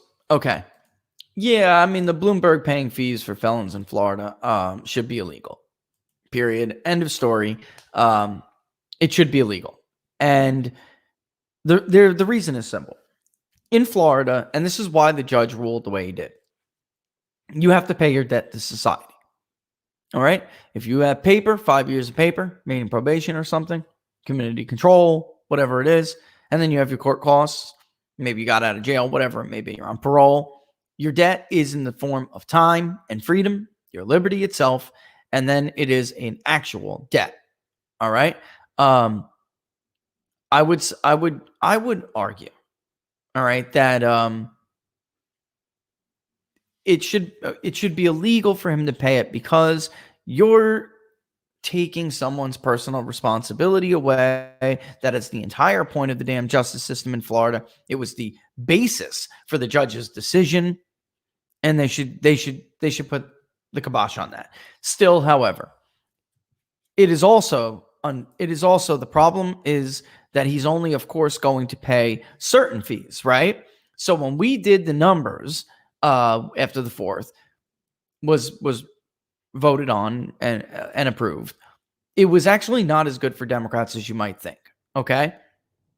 Black voters that were going to potentially be eligible were only registering about 80% Democrat, about 14% were registering Republican. So more than the average. White former felons were actually registering Republican by majority. Okay. We'll keep an eye on it. But as of right now, they have the smallest edge they've had in many, many years. All right. And that is because independents in Florida lean to the right. They're harder to get to swing in big margins, and Republicans vote at higher rates. I wouldn't be surprised at all if Florida is like R+1 or R+2. I'm not kidding. All right. It was R1 in 2018, and Democrats had a great election year, and they cranked out as ridiculous vote shares in Broward County. But it was still R+1. All right. So I wouldn't be surprised at that at all. And then as far as the ballots in Wisconsin go, you guys should know how I feel about this. This is not legitimate. It is not legitimate to carry on elections this long. The lies that I'm hearing, the misleading statements to try to justify this stuff is beyond anything I've ever heard in my life. 80% of the ballots that come in from Arizona are mailed. They have been for years. We're supposed to all of a sudden pretend that another state can't do it. All of Colorado is mailed. We're supposed to pretend that they need weeks, days and days and weeks to count them. It's ridiculous. And judges making these rulings that just apply to this election. Laura and I voted in Florida at the height of the pandemic. The risk was less than going to a doctor's office to get a test for coronavirus. Everybody was socially distant. They had plenty of hand sanitizers. That was even before the masks, Laura. They even sanitized our license. It's totally ridiculous. I haven't seen the Catholic poll. I just want to bring that up because we're running out of time really quick. I haven't seen the Catholic poll, but yeah, I'd have to look at it. I really would have to look at it.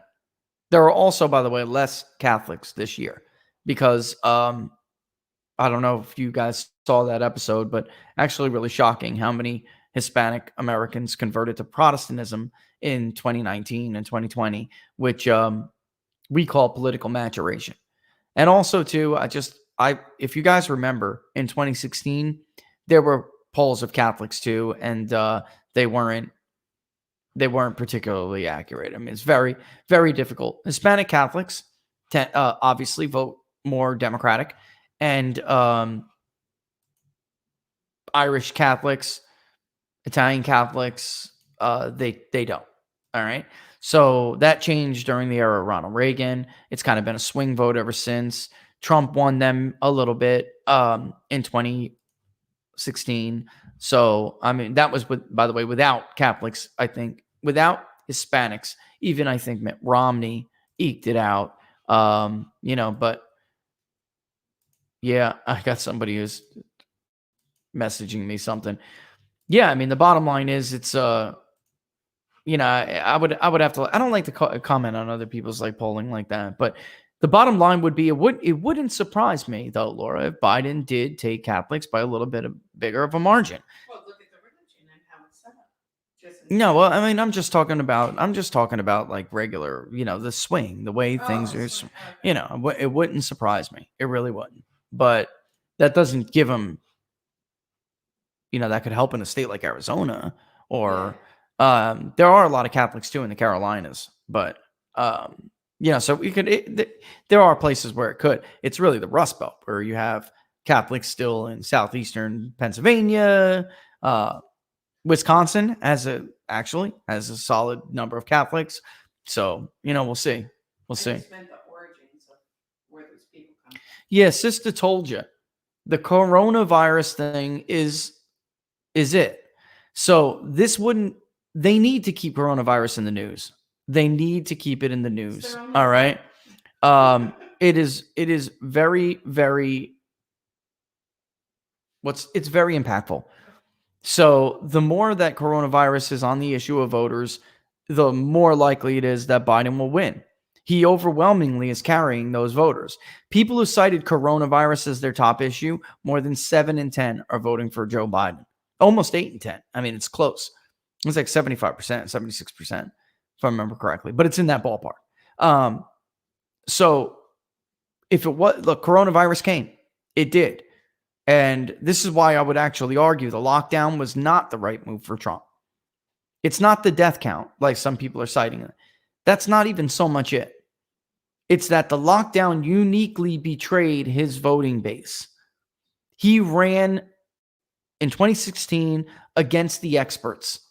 He ran against the people who were supposed to be experts that hollowed out the manufacturing base, that destroyed their communities.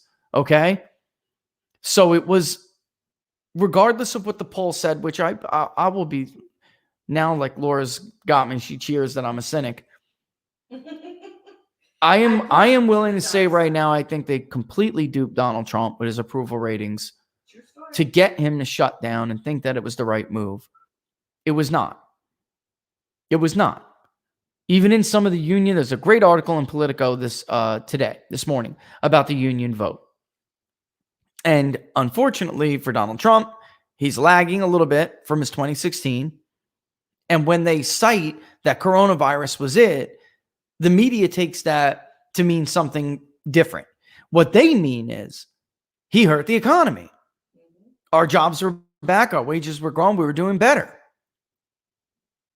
And what I'm saying is he ran in 2016 against all of those people. And that was the wrong move. And it was once he made that decision, told you guys this months and months and months and months ago. Once he made that decision, this was the election he was in danger of having to run in. Well, that's because you can't fight against a booming economy, the jobs increase. Yeah, no, I mean, pre-COVID, this wasn't even going to be an election. I'm telling you, he was going to blow him up. But with the coronavirus, they don't blame, I see, because a lot of people tell me this, they don't blame the governors, guys. They don't. They blame Donald Trump because you have the liberals who will blame him no matter what. And then you have the people who view it like I told everybody. Not for nothing, but the Tims and everybody, they were all wrong. And I told you 6 months ago, they were going to be wrong. Doesn't matter whether, it doesn't take a political genius to read what a poll says right now. Somebody who really has political instincts knows what they're going to say 6 months from now. 3 months from now. They don't blame the governors. They look at it that Donald Trump's White House, his administration, his CDC, his National Institute of Health gave the governors cover to do something that has never been done in the history of Western civilization, which is the total shutdown of commerce to hide from a virus, from a particle. It has never been done. It's ahistorical. And those governors would never have been able to do it if they didn't get the CDC guidelines that gave them cover to do it. So, to make this very plain for everyone, Donald Trump let those experts dupe him, and it uniquely hurt the voters he promised he wouldn't let experts hurt anymore. Working people, he got, Laura, they ran in there, they showed him Neil's his initial instinct was not, for those of you who don't know what happened, his initial instinct was to not listen to them. Mm-hmm. They ran in there with the model from Neil at Imperial, and they said, 2.4 million people will die if you don't do it. And guess what? They're your voters. They're older voters. They're working voters who will be exposed, who don't have great health insurance. They're this. They told him he'd kill his own voters. So maybe dupe is like a strong word, but it is the word. They manipulated him. So you can't blame him because you are a Trump supporter. I am telling you what voters say. It doesn't, you're supporters of him. So you're giving him that extra latitude. They view it like I told you they would view it. Not everybody is mired in politics like we are every day. They're not that sophisticated. They're not that sophisticated. They simply view it like the old Nixon. The buck stops with me. And he gave them the cover with those CDC guidelines to do something that has never been done in our history before. Well, now the governor and now he's got it. Using it. And now, of course, and you know what? Look, for those who are early inside the Watcher numbers, did I freaking not tell Tim how many times? Because he's a perfect example of a voice who was arguing for this lockdown. Oh, the Democrats will never be able to keep them. They will use it to hurt the economy, which is multi-purpose for them. His donor base comes from working people. It doesn't come from K Street and Wall Street like Joe Biden's. It doesn't come from China like Joe Biden's. It comes from everyday working Americans. And if they're broke, they don't have an extra $20 to send to him. So that helped them there. It also helped them with the economic argument.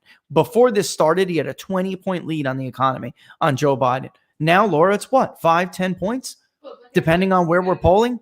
That's not enough. And of course, and I said they would use it to get bailouts, to get they would continue lockdowns even when he said that it was all safe. So even when the coronavirus task force blew the whistle, the all clear, they would of course continue to keep it locked down to hurt GDP, to hurt the economy. It's like, I think some people didn't realize the lengths to which people are willing to go to win an election against this man. Which goes to show I just don't think, I mean, Laura, yes, but you know who should be blamed? Trump's own supporters who cheerleaded it. They are more to blame than anybody, honestly. Just like they were when they told people that Robert Mueller was a decent guy. If you think that these people are willing to lie to the American people about their own president being a traitor, but they're not willing to hurt tens of millions of people economically, then you just don't live in the same reality the rest of us live in.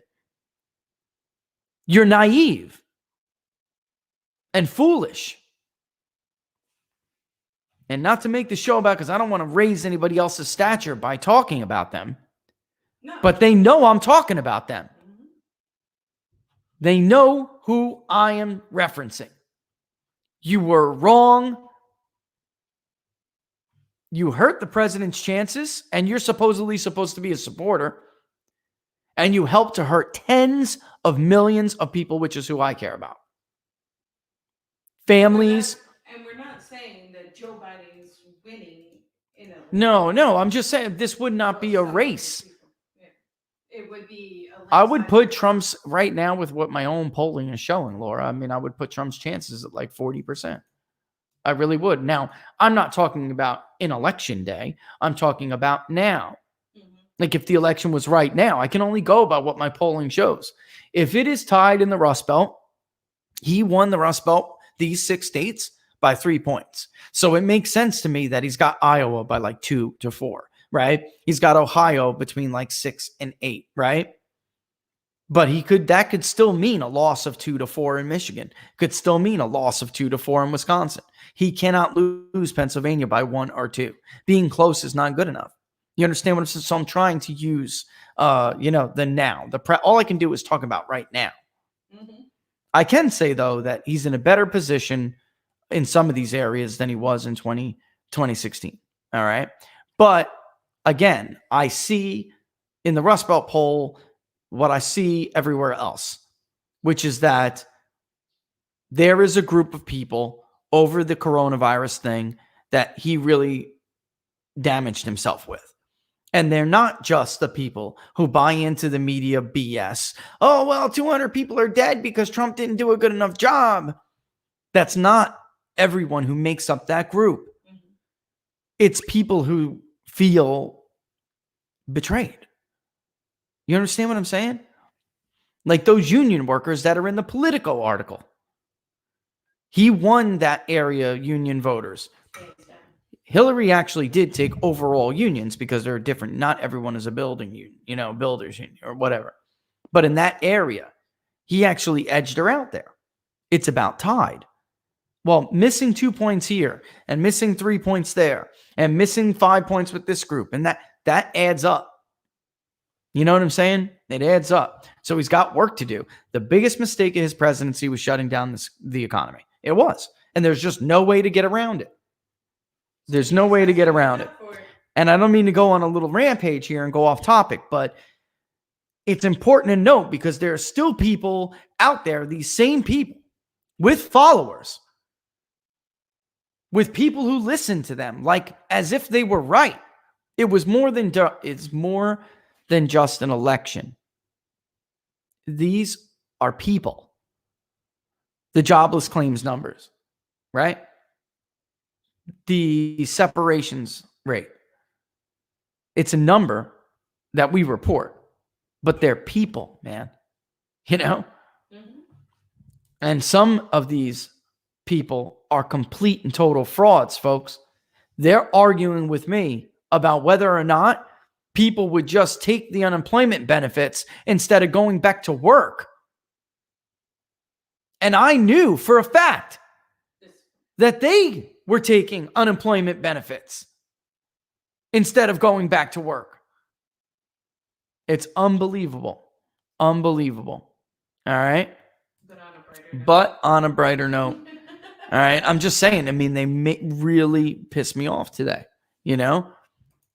They really, and he'll have to make that case, Paulina. He'll have to make that case that Joe would still shut it down. And actually, I would go about this a different way. I wouldn't even run against Joe Biden.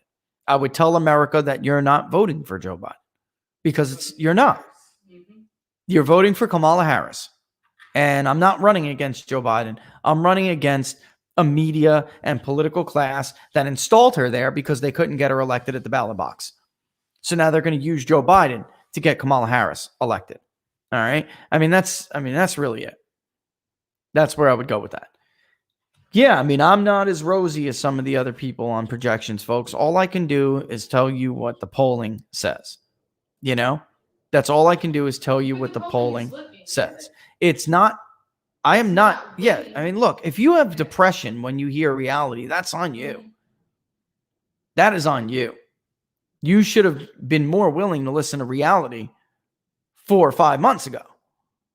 And then that wouldn't be the case right now, right? All I can tell you is this would have been a runaway election for the president if he didn't do what he did. It wouldn't even be close. It's just the truth. And at this point, he's got work to do on this. And, that's where it's at. Are you saying it's like out of I think some people from reading the from reading the comments, I think some people misunderstand what I do here. I am not here to pat Trump supporters on the head or their butt, or to pat Biden supporters on their head or their butt. I tell people the difference from what I see. Yeah, there is the difference from last time around.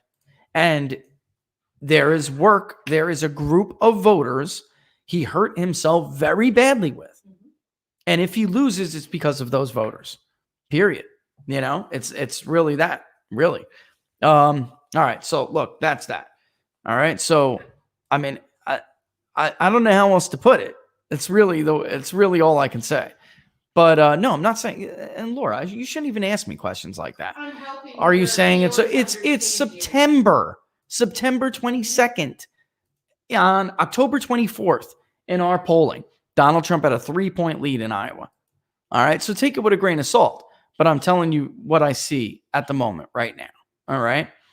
So let's. It's 12:11. I didn't even realize that. Let's get I got to get the economic stuff up on PPD, and we'll go from there. All right. Again, though, the bottom line is my polling is going to be different from the media's polling. So, I mean, I can't comment on every single one of their polls. They are going to show a 6-point Biden lead until Election Day. All right. So I don't understand why it's like every day some people, the same people, are surprised to see these polls come out like this. It will be like Barnes and I told everybody weeks ago and like repeat every Monday. They will herd to maybe 4 points, but it will be a 6-point lead for Biden. He will lead in every single battleground state. All right. And that's it. So my polling is going to be different. You will find, if you're a Trump supporter, you will find no comfort in public polling. All right. If you thought it was bad in 2016, it's going to be worse this year, right or wrong. It's going to be worse. And actually, like I have said, in 2018, they didn't get better. They got worse. I've gone down the lists. I mean, they got even worse. And you know what? I actually put together this Maris sheet, and I didn't even get a chance to put it up. But Marist, Monmouth, I mean, some of these eras were horrible. In Indiana, really quick before we go, in Indiana, the 2016 governor's miss was 12 points. All right. In the Senate, it was 10 points.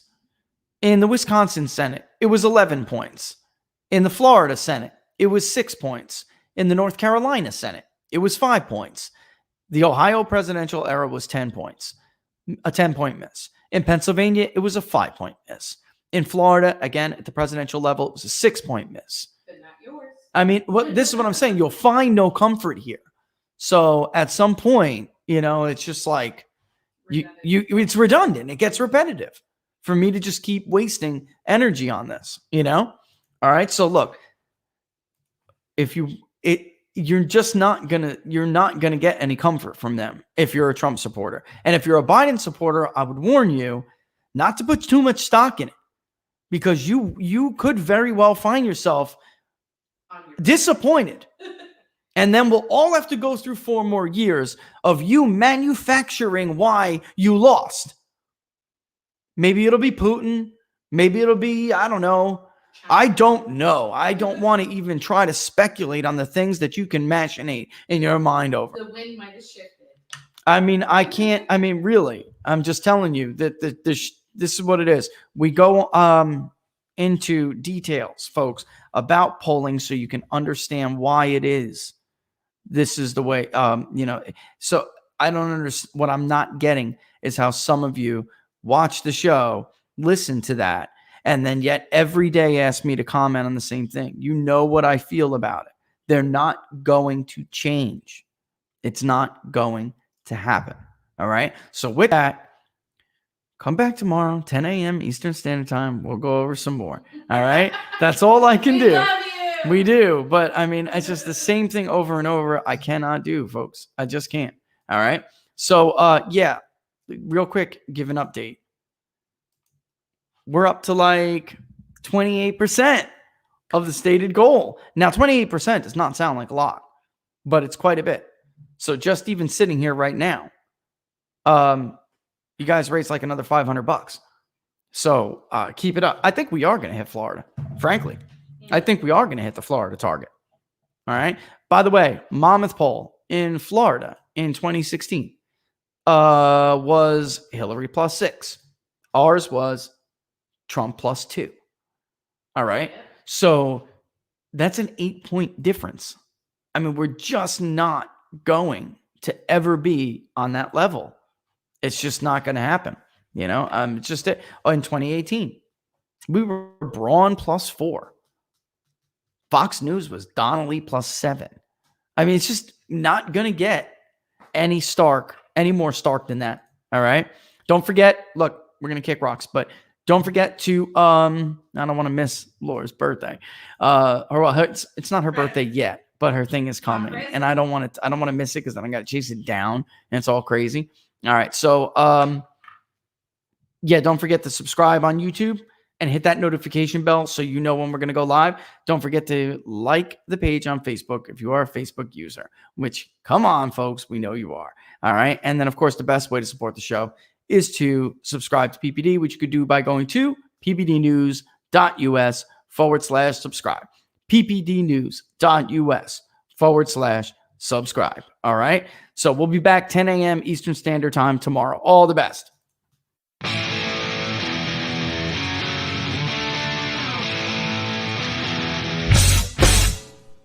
How much you wanna bet that I can get you back inside your head before the summer ends and spread a little love.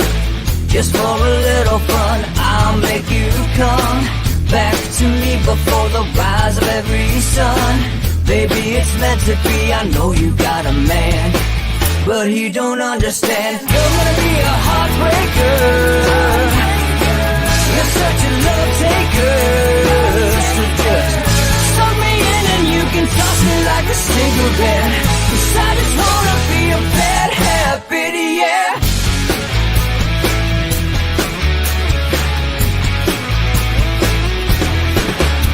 There's rhythm in our love, it's impressive, excessive. You can't make this stuff up. My chest beats, it's restless, wakes the neighbors up above. Yeah, baby, come and show me love. Baby, come and show me love. Because you're gonna be a heartbreaker. You're such a love taker. So just suck me in and you can toss me like a cigarette. 'Cause I just wanna be a bad habit, yeah.